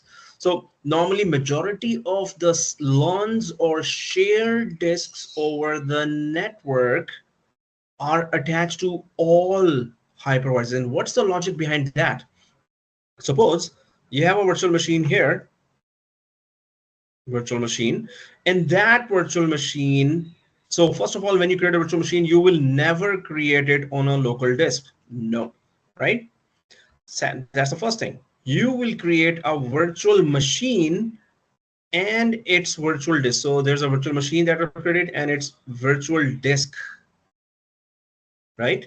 Virtual disk, VM, and its virtual disk. Virtual machine, all virtual machine file will be here, and virtual disk, obviously, that's the main area where the data is. So virtual machines, virtual disk will be here on the LAN or share disk over the network. If this hypervisor goes down, we already talked about that, then the good thing is that the virtual machine and the virtual disk was never on the local disk. It was on a shared disk over the network. And you can access from this system that same virtual machine, this same virtual machine, or from this system also, this virtual machine, because it is over the network. It's not in a local disk, right? That's one thing. Second thing is that suppose you want to vMotion a virtual machine. You want to move a virtual machine from one hypervisor to another. First of all, why would you want to do that? If this hypervisor is terribly slow for some reason, and you decide that I want to vMotion the virtual machine, right? So because of the SAN, the virtual machine's lighter part will only move. What does that mean? Virtual machine is loaded on RAM, right? So it has very small memory content. When we say memory content, it means that memory content means that whatever is loaded right now, suppose there are 200 users who have opened a file or saving a file, and the connection 200 people are remotely connected. So that connection information, whatever is happening, moving, loaded on the RAM, that is called memory content. So only memory content which is small in size travels very quick from one physical machine to another, while the disk remains there. So normally disk has huge data, right? Suppose it has 100 GB data, which is big, and it takes a lot of time to travel over the network, or 500 GB data or 1 terabyte data, right? That will take like few hours to move over the network, right? So in that case, virtual disk will never move when you're migrating a virtual machine from one physical server over the physical network to another physical server. So virtual machine memory content having small size will migrate, but virtual disk with big size will not move at all. Why? Because this virtual machine is loaded on a LAN, right? This LAN or shared disk over the network is connected to this hypervisor. It is also connected to this hypervisor, same disk. And this same disk is connected to this hypervisor as well. So it is connected to all, the same disk is connected to 3 hypervisors. So the virtual machine moves from the RAM of one physical server to the RAM of another physical server. When it reaches here, from this machine, it makes the connection again to the same LAN, which was connected through this server, right? This LAN is connected to this hypervisor. This same LAN is connected to this hypervisor. That's the logic of having each LAN or shared disk over the network connected to all hypervisors, because a virtual machine can move from here to there and then make the connection to the same LAN. Because here the virtual machine had connected to this LAN. Suppose this is LAN 1, right? LAN 1 is connected to hypervisor 1, hypervisor 2, hypervisor 3. Same LAN. So whatever is on LAN 1 can be accessed from hypervisor 1, hypervisor 2, hypervisor 3. So the virtual disk is on LAN 1, right? Virtual machine moves from hypervisor 2 to 3, but LAN 1 is also connected to this hypervisor as well. So as soon as virtual machine reaches here, it cuts off its connection through this server to the disk, and it initiates a new connection right away from this new server to the same disk right away in few seconds, even milliseconds, right away, instantly. So the thing is, because of SAN, we can do migration of a virtual machine from one hypervisor to another real fast, right? Thanks to SAN. We're going to be doing that as well. Okay, so, and then, yeah, thanks to SAN, there's a virtual machine here, there's a virtual machine here. We talked about that before, the fault tolerance, right? This is active machine, this is passive machine. So it can, if this machine, if something happens to this machine, this is an exact copy of this machine, right? So it fails over right away thanks to SAN. So many advanced features take benefit of the storage area network. Yes? Yeah, what's the question, Nuruddin? Yeah, excuse me, just explain a bit, a little more. I have a bit confusion when you're talking about the vMotion. When something happens, for example, I know the hypervisor failed or it's slowing, the virtual machine will move to another hypervisor. The old virtual machine are already connected in some ports, and when it moved to another hypervisor, what's happened to the old ports? I don't know. It's automatically get another connected to another port, or how it's I don't know port group. You mean port group, right? So in it's the port group. Switch. Yeah. So if it was connected to the standard switch here and a port group here, PG, so automatically it is when it reaches there. So it is connected to the standard switch automatically. Then port group here. So whichever port is, suppose port number 1, there's a virtual machine connected, 2, 3, 4, 10, 12, 13 virtual machines are connected to the 13 port. So 14th port is available. Whichever is the next available port, the virtual machine will be provided that port right away automatically. You don't have to define anything. So yeah, in terms of port, yeah, it will be automatically attached. But was that the question? Yes, thank you. Okay, cool. Okay, so I was talking about storage area network, how important it is for high availability, disaster recovery. You really need SAN or storage area network, right? So now we know that, yes, it's very beneficial. So very beneficial.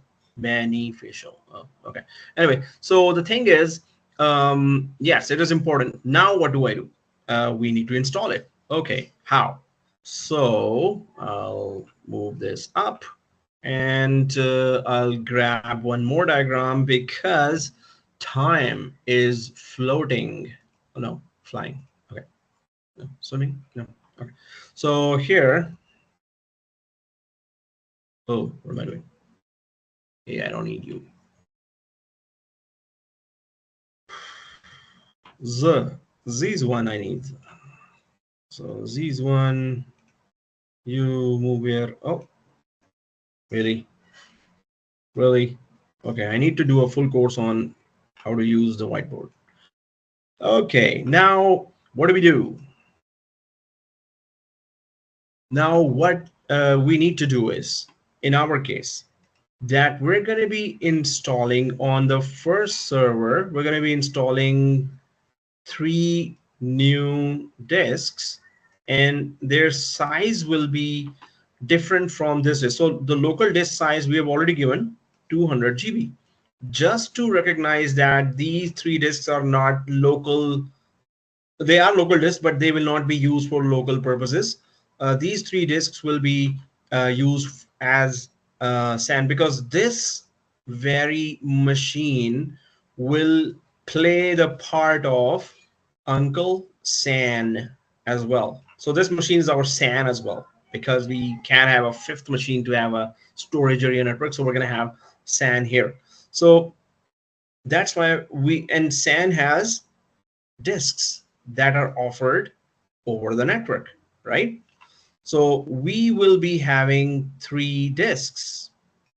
Why 3? They could be 2, they could be 4, they could be 100.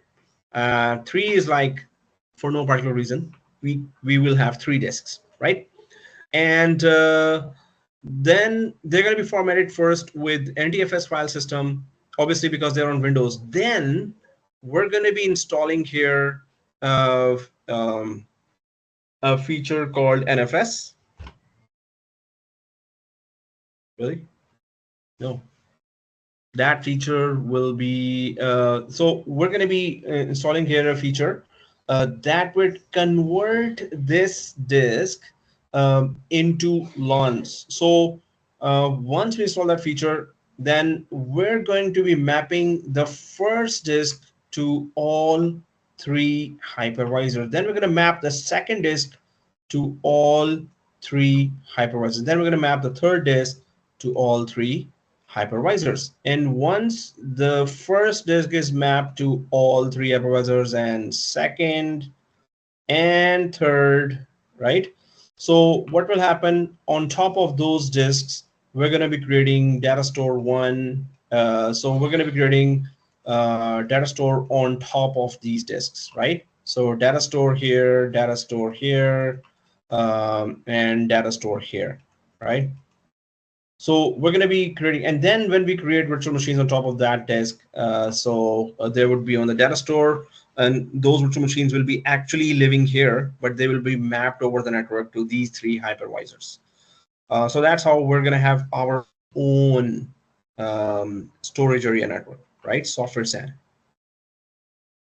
So we seriously, man. Okay, we need to go fast now. Okay, so our main purpose here is that objective of this lab, software SAN, is that we're going to have 3 disks, 3 access. So there's 1 disk here and 1 CD-ROM in each virtual machine. Other than that, there should be 3 more disks showing in all 3 hypervisors that will be over the network we're going to be sharing. We're not going to be adding that physically here in hypervisors. So okay, let's go to virtual Windows, Microsoft Windows, and then let's add 3 disks, which will be 700 GB each, right? Why 700? Because this is 200 and we want this to have separate, and this is thin provisioning, so it's not going to occupy 700 GB on the underlying hardware. So we should be okay. So let's go to first virtual machine and add 3 disks, 700 GB each.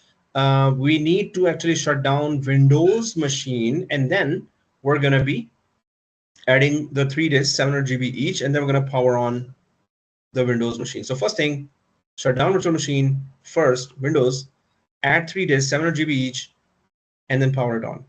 So that's the first thing, right? So let's go, went, gone. Okay.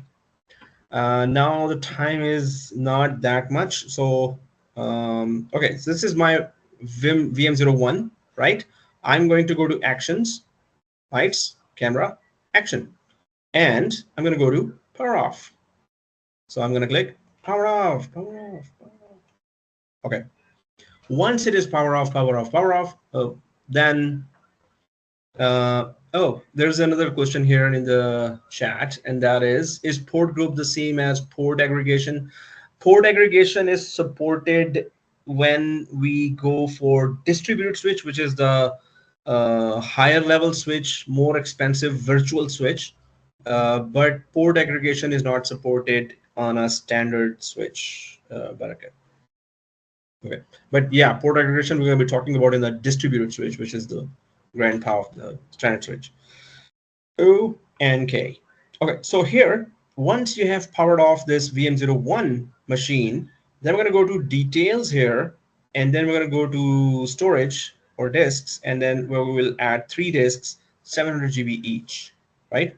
So I'm going to click the details of VM01. Don't go for any hypervisor. This is VM01.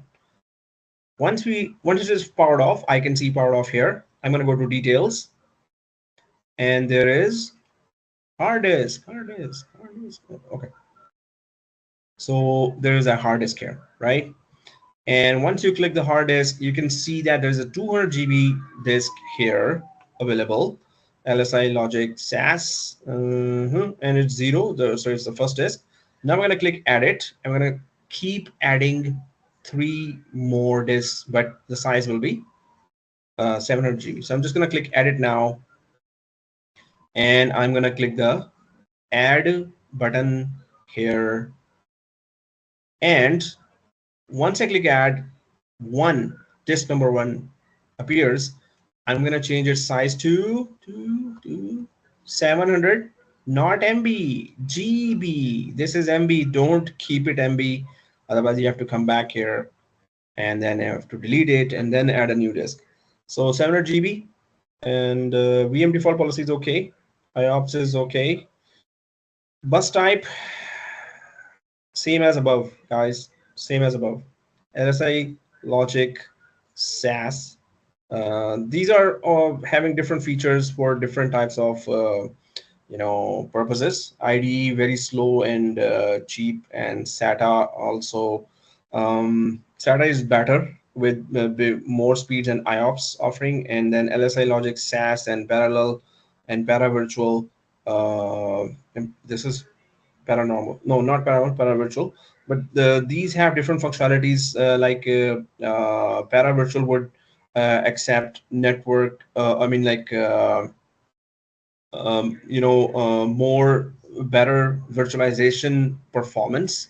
And this is SAS and parallel SCSI. When it's SCSI, it's always huge amount of disks it can support, but it's more useful when underlying hardware has better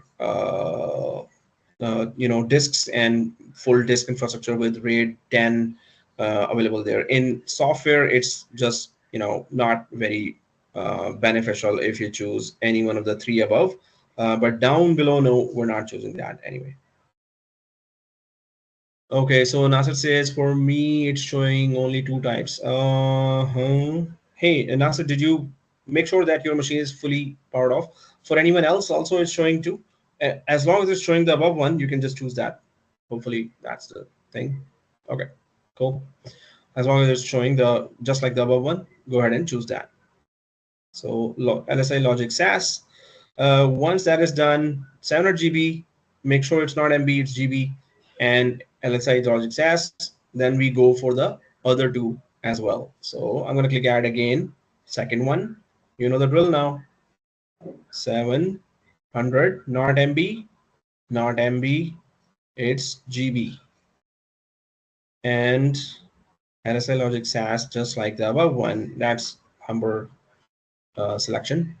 And then, okay, so I need third one. Total will be 4, but 3 new we are adding, right? So add, third one is added, and 700, not MB, not MB, it's GB. And the selection here, LSI Logic SAS. Make sure this is the one. Yeah, there's a question. Yes, Amir, please. For the bus type, do we have to check the hardware specifications in order to decide on the bus type? Humber decided for us this, so we're following that because that's what is compatible with the underlying hardware, which I am not sure what it is. But in a production environment, real environment, when you have physical machines, so yes, then we have to do our homework and what kind of hardware are we ordering in physical server, and according to that, then we can choose. Okay. But here, Humber chose for us. All right, thank you. Oh. Okay, great. So guys, I hope nobody has clicked save. So this is a screenshot number 1. Ha. Okay. Yeah, Nasir. Yes, for me only it's showing 2 bus type, paravirtual and SATA. So which one I have to select? Why? I don't know. Is your machine fully stopped? Yes, it's power off. It's powered off. Okay. Anyone else seeing just 2? Or everyone seeing like I see? Okay, yeah. Northern says, yeah. This means he's seeing all 5. That is weird that only your machine. So hopefully you have Okay. exactly selected that machine which I chose. Yeah, you were saying? So yeah, in your case, then it would be SCSI, paravirtual SCSI, you can choose. But let's take a screenshot here, and then I will connect to your machine, Nasser. Okay. All right. So guys, it's screenshot number 1. So 3 disks selected. Just name of the screenshot is 3 disks selected. So we have less time and we need to. So screenshot 1 is 3 disks selected. The screenshot 1 is 3 disks selected, and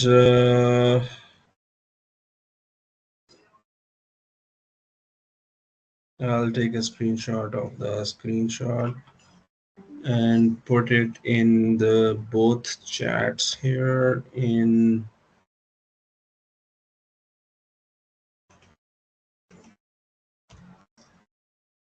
okay, and in WhatsApp as well.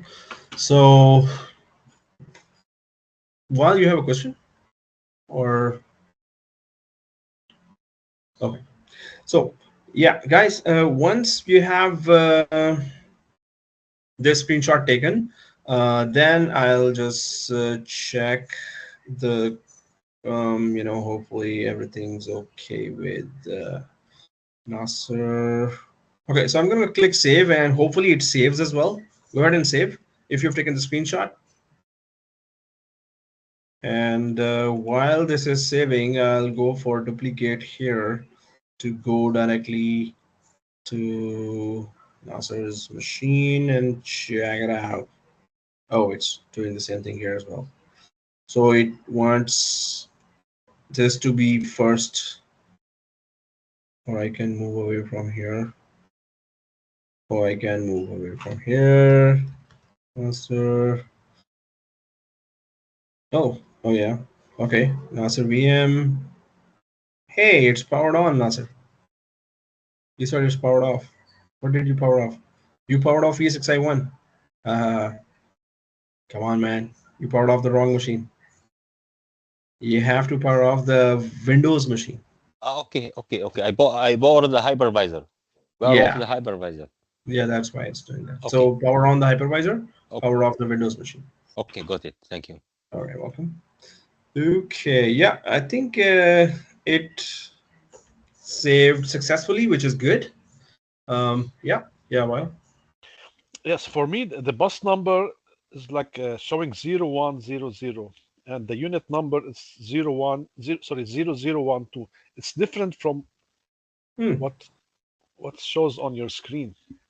So 00. So it gave the. So is there any difference of your 3 disks with my 3 disks?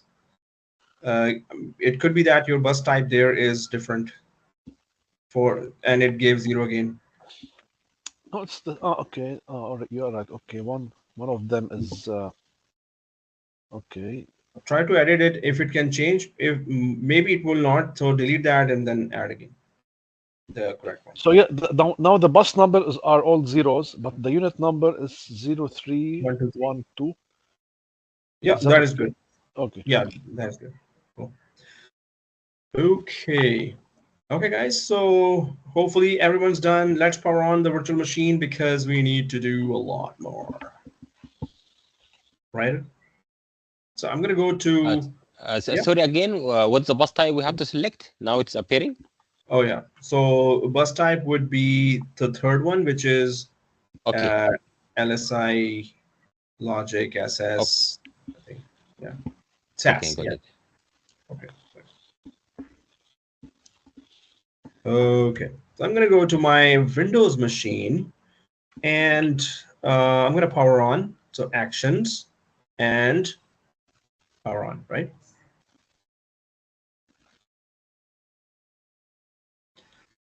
So, yep, it's powering on for me.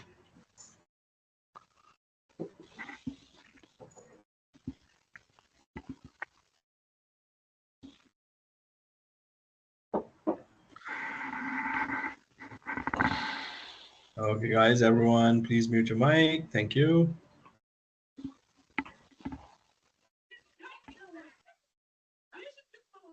Everyone, mute mic.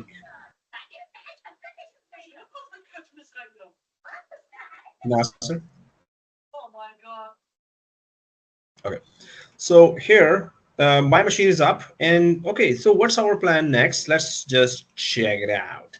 So we're going to be, we're going to log into this Windows. We're going to be formatting the 3 disks one by one, and then we're going to change them to iSCSI disks. iSCSI disks. So when they're converted from NTFS to iSCSI disks, then they can be shared over the network to any virtual machine, any type of other machine. In our case, hypervisors. So first of all, we're going to log into the Windows. We're going to format these disks with Windows NTFS file system. Let's do that. Okay. So on the Windows virtual machine, it kicked me out. So I'll kick myself in. And let's go to the server manager. Let's go to server. So server manager has loaded already.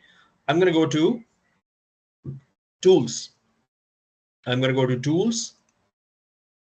And there is this guy here, computer management. Server manager, tools, computer management, right? Because we need to go ultimately to disk management. So first we go to tools and computer management. Let's click that.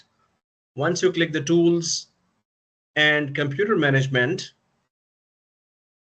then we see this disk management, right? So we're in disk manage and ment. All right. So now we see disk management, but you see now that there are disk 1, disk 2, disk 3. If I scroll down, so I see disk 1, disk 2, disk 3, and they are red, unknown 700 GB offline, right? So first thing we need to do is bring all 3 disks online. Bring all 3 disks online. How do we do that? We have to right click on a disk like Aziz, and then we have to click online. Okay. So second disk, it must not be offline, right? So right click online and right click. Third one, same. Just right click and online. So now it says unknown 700 and not initialized. So initialize means that, hey, you want to create a partition? Yes. So we're going to create a partition by initializing it. So make sure you have put all 3 disks online. And then I'm going to right click again on here, right? This time it says, oh, you want to initialize? Yes, we want to use it. So I'm going to initialize the disk, right? And it says, oh, you want to use all 3 disks? I say, yeah. So initialize that. There's an MBR written here, master boot record, and then there's GPT, GUID partition table. Basically, MBR supports up to 2 terabyte sized disks, and GPT supports up to 64 terabyte disks. Also, MBR supports 4 partitions. GPT supports many partitions and much bigger partitions. So in our case, this doesn't apply to us. We don't really need GPT, or if MBR is there, it doesn't really matter to us. because our disks are just 700 GB, right? Nothing is reaching terabytes.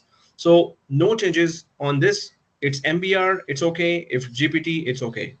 So MBR okay, and they are selected. I'm just gonna press OK without making any other changes on this window. I'm gonna press O and K. Okay, so they're all online, right? And they're initialized as well. Now we need to format them, all three of them one by one. We need to format all three of them one by one. So I have to go to this unallocated area, select it, and then I'm going to right click on this unallocated area, and then I'm going to just simply format it. So right click and you see new simple volume, right? So I'm going to click new simple volume.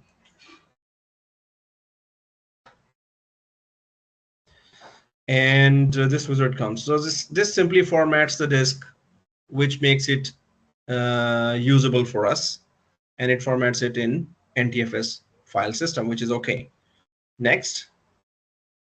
Yeah, it's going to use the whole size. We say yes, no problem. No change on this page. Next. It gives the next available drive letter, which is okay. No change on this page. Next.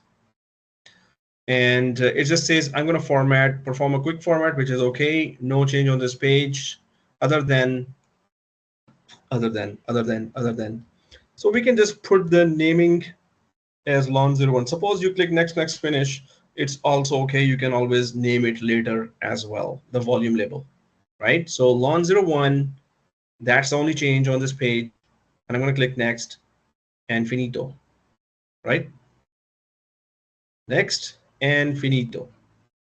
I'm going to do the exactly same thing on the next two disks as well.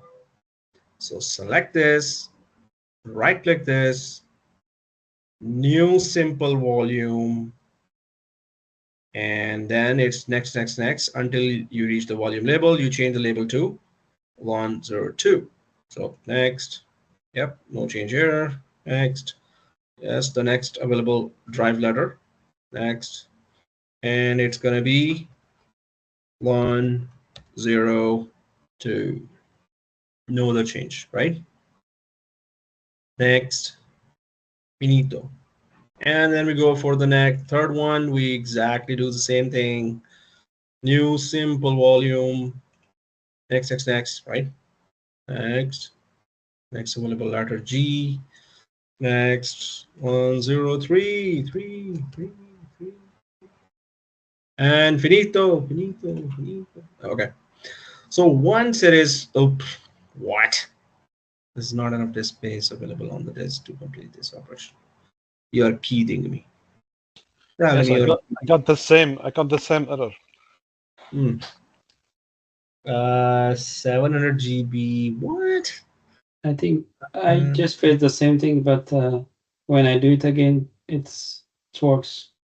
Oh, okay. Thank you for sharing that. Guys, just try to do it again. So I'll cancel. Okay, thumbs up. So new simple volume again. Next, again. Next. Now it's taking another drive letter. I'll still name it lon03. Next and finito. All right, it's working. Thank you.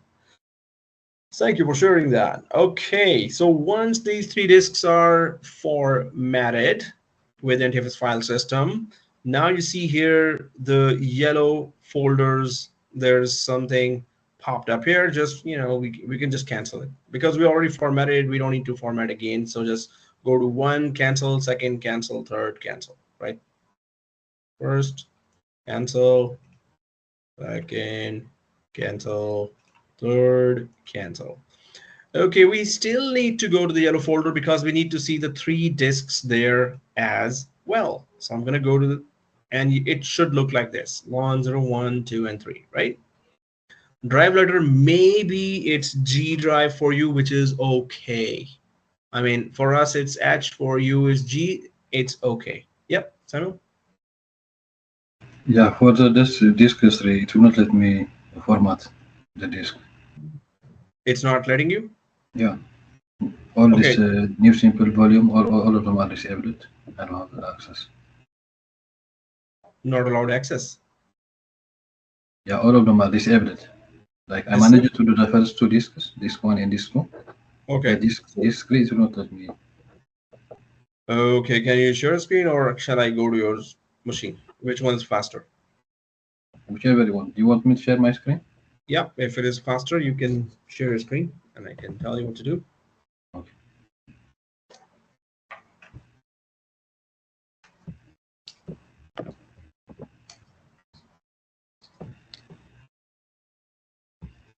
Okay, so yeah, you need the third one. Third one is offline actually.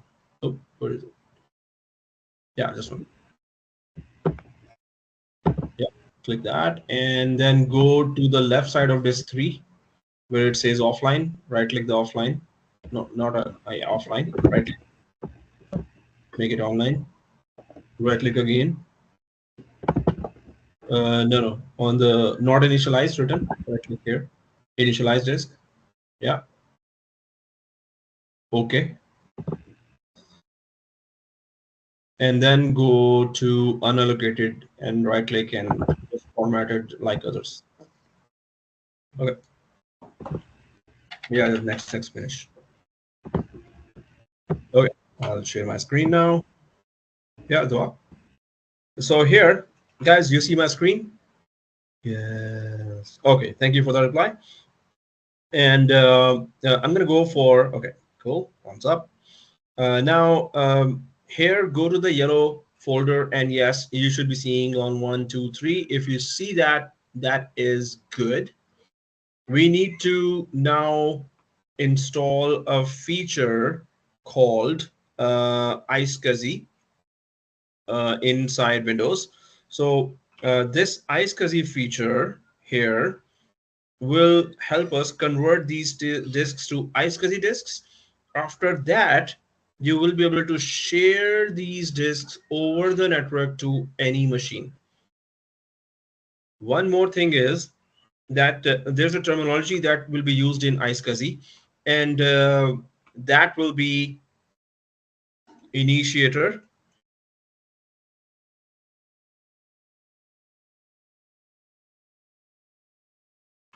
and target. Okay, so initiator are those which request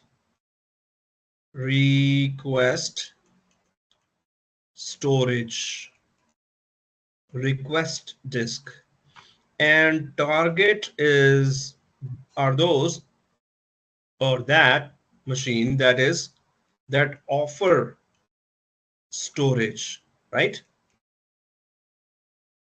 Remember that. Initiator, request storage over the network. Target, offer storage over the network.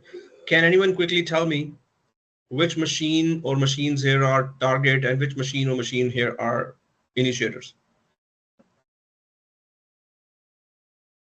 Supervisor are the target.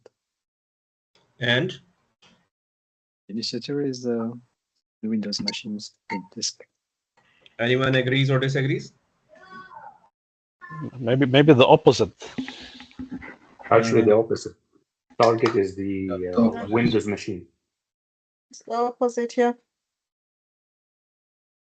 Okay, exactly as you said. So target is just because we have created the disks here, so it's going to be offering the disks to the hypervisors, and hypervisors will be requesting the disk from this machine. So this machine is the target, and all others are initiators, right? The requesters of the storage over the network are initiators, are the hypervisors, and virtual machine Windows is offering the disk, so it's target. Yeah, the naming is a bit weird. Okay, so let's go for iSCSI feature. First, we're going to install iSCSI feature here, and then we're going to convert the 3 disks, and then we're going to offer these disks to these 3 hypervisors. So let's get going. Okay, so here in the Windows machine, let's go down to this one, Server Manager, right? And inside Server Manager, you need to go here, File and Storage Services, right?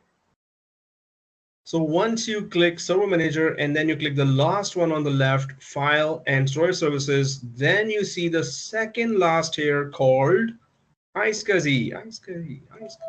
Okay, so this you need to check out, because it says to install iSCSI target server, start the add roles and features wizard. So it's basically helping us to install the feature called iSCSI target server, which will help us make this Windows machine our target, which means it's going to offer disks over the network to other machines, right?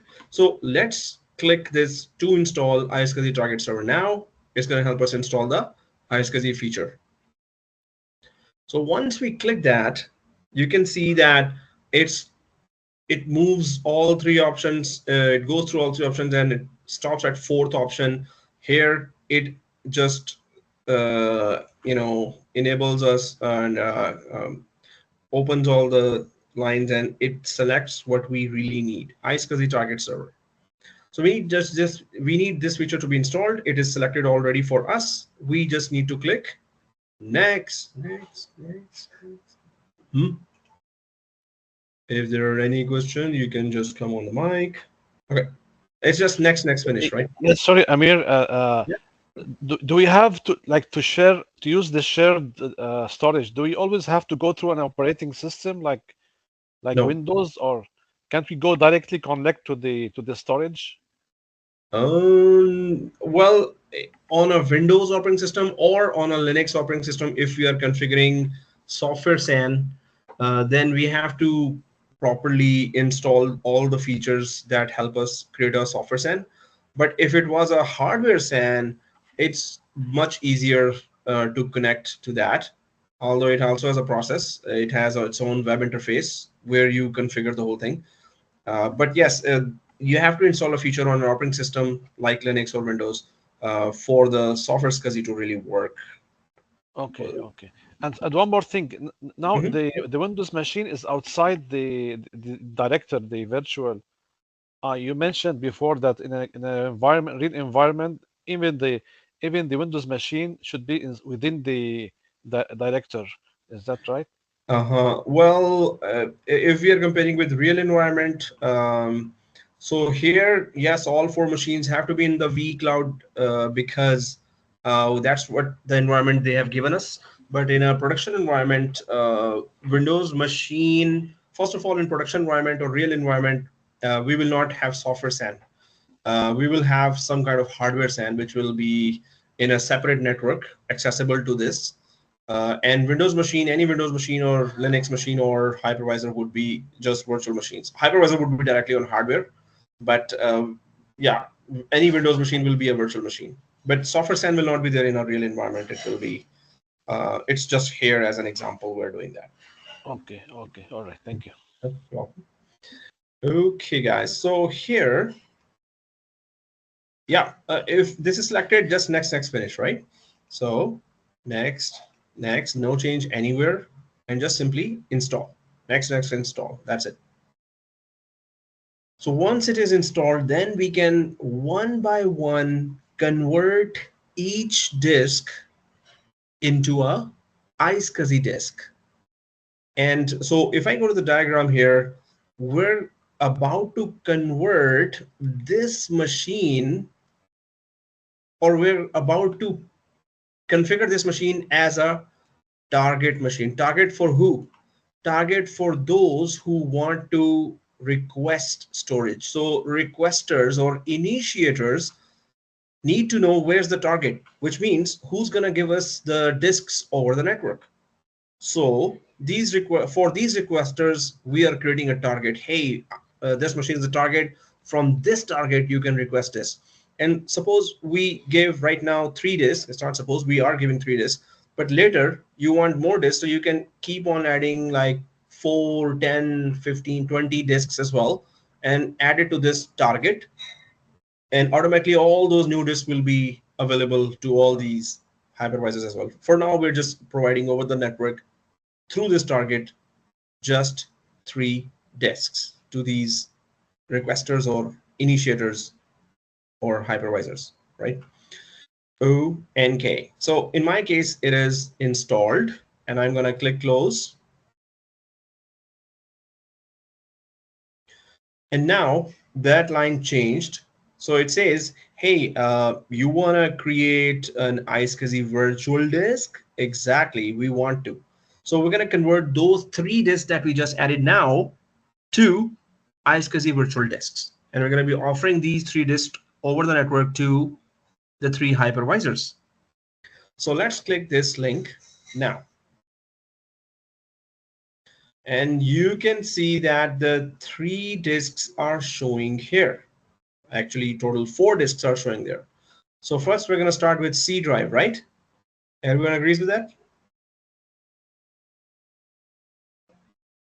No. You sure? No.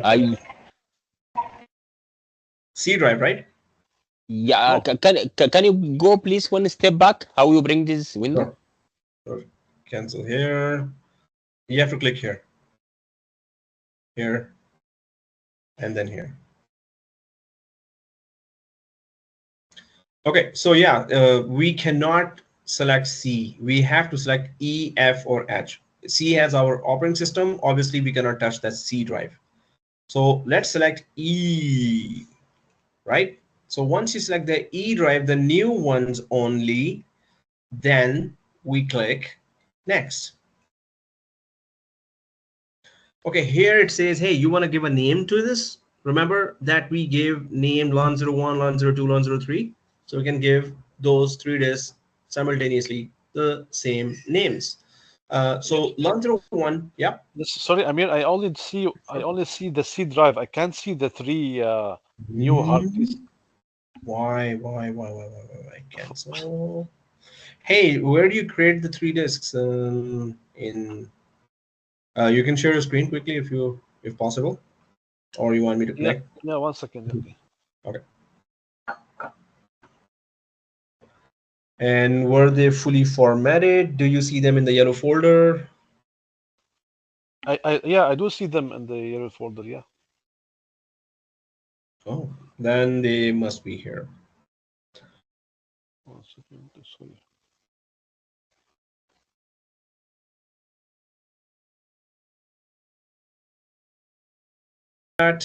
So yeah, guys, on this screen, I'm gonna click this E, and then select next, right? And then 101 here, and click next. So once we give the name, click next. Now it says, hey, you want to use the full 700 GB? And we say yes. So we're going to put 700 here as well. And we're not going to change anything else. Dynamically expanding means thin provision. Fixed size means thick provision. So we're going to keep it thin provision. So no change other than 700 written there. Next.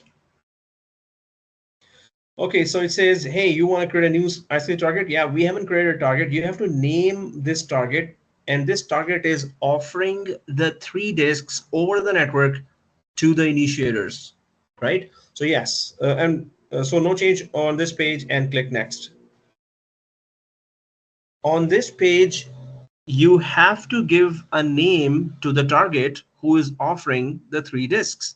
So we can just say your first name target 1, right? It could be actually any name, but you can give no first name target 1, right? Okay, so now if that is given, let's click next, because now we need to define initiator. So it's asking, hey, who's going to be the initiators? Who's going to be requesting the disk from me over the network? So we need to tell either the names of the hypervisor or the IP addresses of the hypervisor or storage address of the hypervisor. So let's click add, and you have to be very, very careful here.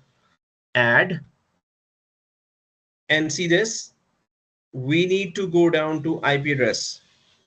This is the easiest way to tell the target, hey, these three hypervisors, your third octet 01, third octet 02, third octet 03 are the ones who are going to be initiators, who's going to request a disk over the network, right? So IP address, when I select here, I need to give the IP address for the first hypervisor, then press OK, then give the IP address of the second hypervisor, press OK, and so on, third hypervisor, and press OK. So 192.168. Your third octet .1. And so only these hypervisors can request the 3 disks over the network, or this particular disk over the network from the target, whoever are added here. So that's a good security measure, right? I'm going to go again, add the second one, then I'm going to go again and add the third one, right? Add. I make sure it's not IQ and it's IP address. It could be any of those. We prefer to go for IP address. 192.168. Your third octet .2 and O and K. Again, add. Guys, make sure it's IP address here. Make sure it's IP address here. And then 192.168. Your third octet .3. Right? S O and K. It should act as looks like this, right? So make sure it's IP address written here, and your IP addresses are exactly correct. It's not 193, it's not 169, and 0 has to be capital letter. You remember that, right? Okay, anyway, so let's go next. And here you have CHAP and enable reverse CHAP. So CHAP is Challenge Handshake Authentication Protocol, which is just an extra layer of security when the initiator is requesting the disk and target is offering the disks. And at that time, this extra username password also pops up just to have extra level of security that you're giving the correct initiators the disks. So we don't really need that extra level security. So, and also it's clear text passwords that go over the network. So any sniffer tool can easily catch those passwords, and they pop up sometimes a lot as well, even if we put the username. So we're not going to use that, and we're going to click next. So this is a summary of we created the target and we added the 3 initiators, and we offer the first disk to the 3 initiators. Now we're going to finish that. The next disk that we're going to be offering the target, we don't need to, we'll just add the next 2 disks to this target called your first name, target 1. We don't have to create another target now. Okay, let's click create and close, right? Create and close. So we need to convert the other 2 disks. Yeah, question, Parker? Yes. So when we are adding the initiators IP, for example, if you are adding so many initiators, it's going to be hard. I mean, is there any way of automatically adding these initiators? Yeah, suppose there are 200 initiators. So normally there's Power CLI through that, which is equal to PowerShell. And through scripts, you can also add the initiators. Otherwise, there are some third-party software that do that as well. But Power CLI for the built-in method that you can use here. But also it has browse button. So if I write, so we're gonna do that again, and let's explore if it has a browse button. If it has a browse button, then yes, all those can be names could be collected from DNS as well, or from a CSV file as well.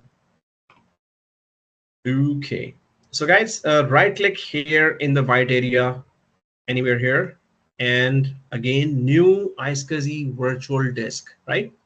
new iSCSI virtual disk, and we're just going for next disk, which is F drive for me, and I'm just gonna go for the same thing. Select the F drive and click next. Obviously, the second disk will be LON02, right? And click next. Yes, we want to use the full disk here in our lab, but in production environment, in real environment, you can also use half disk and then keep on expanding that when it's needed more. But here we're going to use full disk and next. This time we're not going for new target. We're going to add this disk to the same existing target. So no change on this page and next. We don't have to define initiators because we already defined that with when we were defining the target. So we just need to next create. So that's the easy thing now. Now you can add as many disks as you want, right? But we're gonna stick to 3. It could be 4, it could be 10. So for no particular reason, I selected 3. Close. I need to add the third disk as well. So right click on this white area third time. Yeah, I'm gonna go for the third time, right? Right click here, new iSCSI virtual disk, right? Just like before. And then now I'm going to go for the third disk. In my case, it is H. If in your case it is G, it's okay. No problem. Doesn't matter. Whatever the drive letter is. So select the third one and click next. Give it LON03. And that's it. Next. That's all. And finito. Oh, okay. Yeah. Do have to give 700. Dynamic is okay, so only 700 here and next. That's it. Yes, it's an existing target that we're adding the third disk to. So whichever initiator connects to this target will get the third disk. 3 disks. Next. Yeah. Oh, please mute everyone and click create. Yeah. Okay, Musab, yeah, okay, thank you. All right, click create, and now we got the target ready. Make sure it looks like this with your third octet, not mine, but the rest should look like this. If it does, then if we go to the diagram, we have configured the target. Now we need to configure the initiator. So we have to connect through Google Chrome to E6i 1, then 2 and 3, and one by one request the disk from the target, right? How do we do that? Okay. So I'm going to connect back to my virtual machine here. There's a Google Chrome here, right? And open that. If it says restore pages, restore, or otherwise just connect to ESXi01, right? So I'm connecting to ESXi01 and click advanced and proceed to ESXi01. We know the drill. Let's go and gone. We log in. Small ABC, capital ABC, shift 1, 2, 3, enter. Okay, now. Hey, in the diagram, so the 01 will be requesting their disk, three disks from the Windows machine, which is the target as well. Target offers disks, right? So it's the storage, it's the disks. So we're going to go to the storage area of the hypervisor to request the disk, right? So storage, and then first of all, let's go to devices to check how many devices are showing for this hypervisor. We only see 2, and yes, we are supposed to only see 2 right now because we haven't made the connection to the target yet. So it should be total 5 after that, once we are done, right? So I'm going to go to adapters.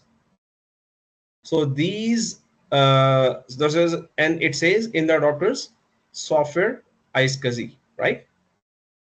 So this will be, so if you click the software iSCSI, this will help this hypervisor to request the disks from the target over the network. So enable.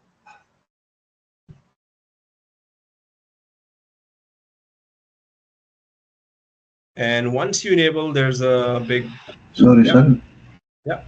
After we click the adapter, what's the next step? Yeah. Adapters. You have to click this. Software code. Software iSCSI. Then we have to enable it, right? Yeah, and we have to enable it. Okay, sir. Thank you. Welcome. Okay, so once you enable that, you have to go way to the bottom for dynamic target.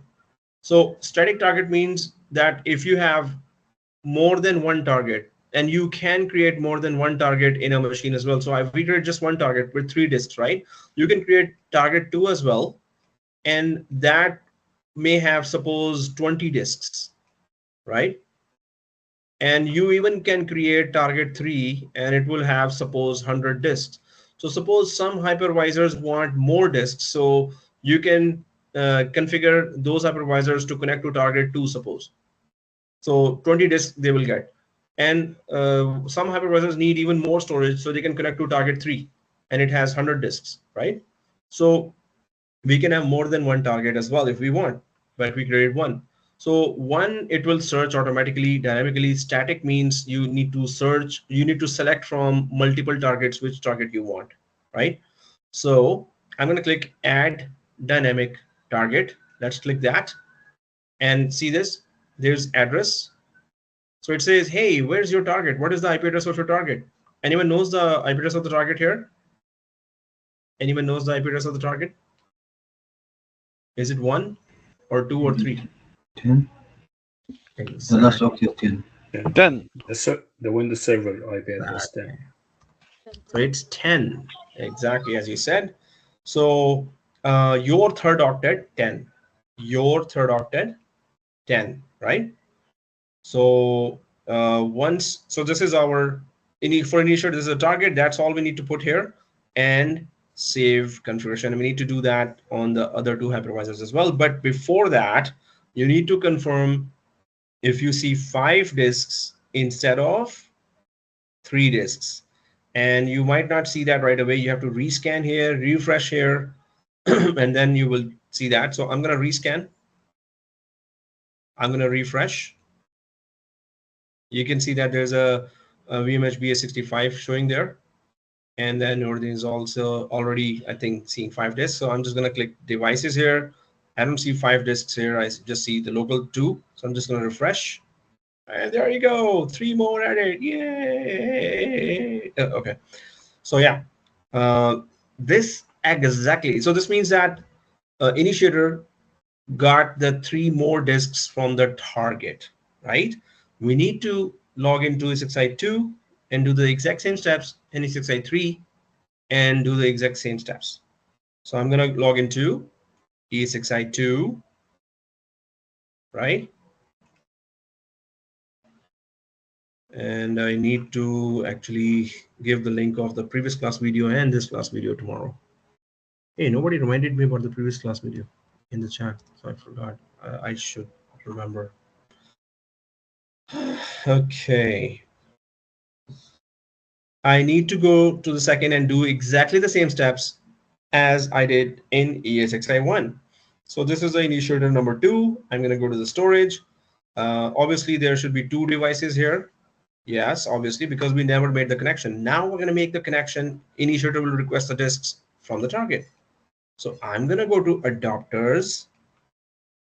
And then I'm going to go to software iSCSI. Pretty much same steps. Enable it, go to the bottom, give the IP of the target, refresh, refresh, refresh, right? So once it is enabled, I go way down to the add dynamic target, select that. It will say, hey, what's the IP address of the target? We know the IP address, 192.168.your3rd-octet.10, right? And save configuration. Now all you need to do is rescan, refresh, rescan, refresh, rescan. Okay, and then I go to devices to check if I have 5 devices, or rescan, refresh, refresh. Yay! Okay, this calls for celebration. Yay! Okay, so here, because yeah, we're hungry and tired. Yeah.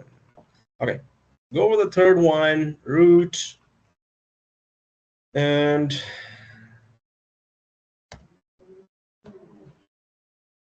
yeah, you know the drill now. So for the third one, we're going to go to storage as well. We're going to check the devices. You don't really need to check the devices, but just showing. There are 2, there should be 5. Obviously, we haven't started the process. That's why there are 2. On the adapters, click software SCSI, enable it. You know the drill. Go way down, select the dynamic, put the IP, OK, rescan, refresh. Okay, I'm going down, add dynamic target, you know the drill, 192.168. Your third octet 10. Save configuration, rescan, refresh, go to devices, rescan, refresh. Yeah, okay, yes. So we got the 3 disks, 3 LUNs that initiators requested from the target for the 3 hypervisors. And I didn't put 3 disks because there are 3 hypervisors. It could be 200 hypervisors. It could be 5,000 disks. It could be any number of hypervisor and any number of disks. 3 on both sides is just a coincidence. If we go to the diagram, so initiator number 1, 2, and 3 successfully requested from the target the 3 disks that we converted to iSCSI and offered them over the network. So these 3, you need to have exactly this configuration before the next class. Make sure those who haven't done it, I'm gonna put the recording by tomorrow, hopefully.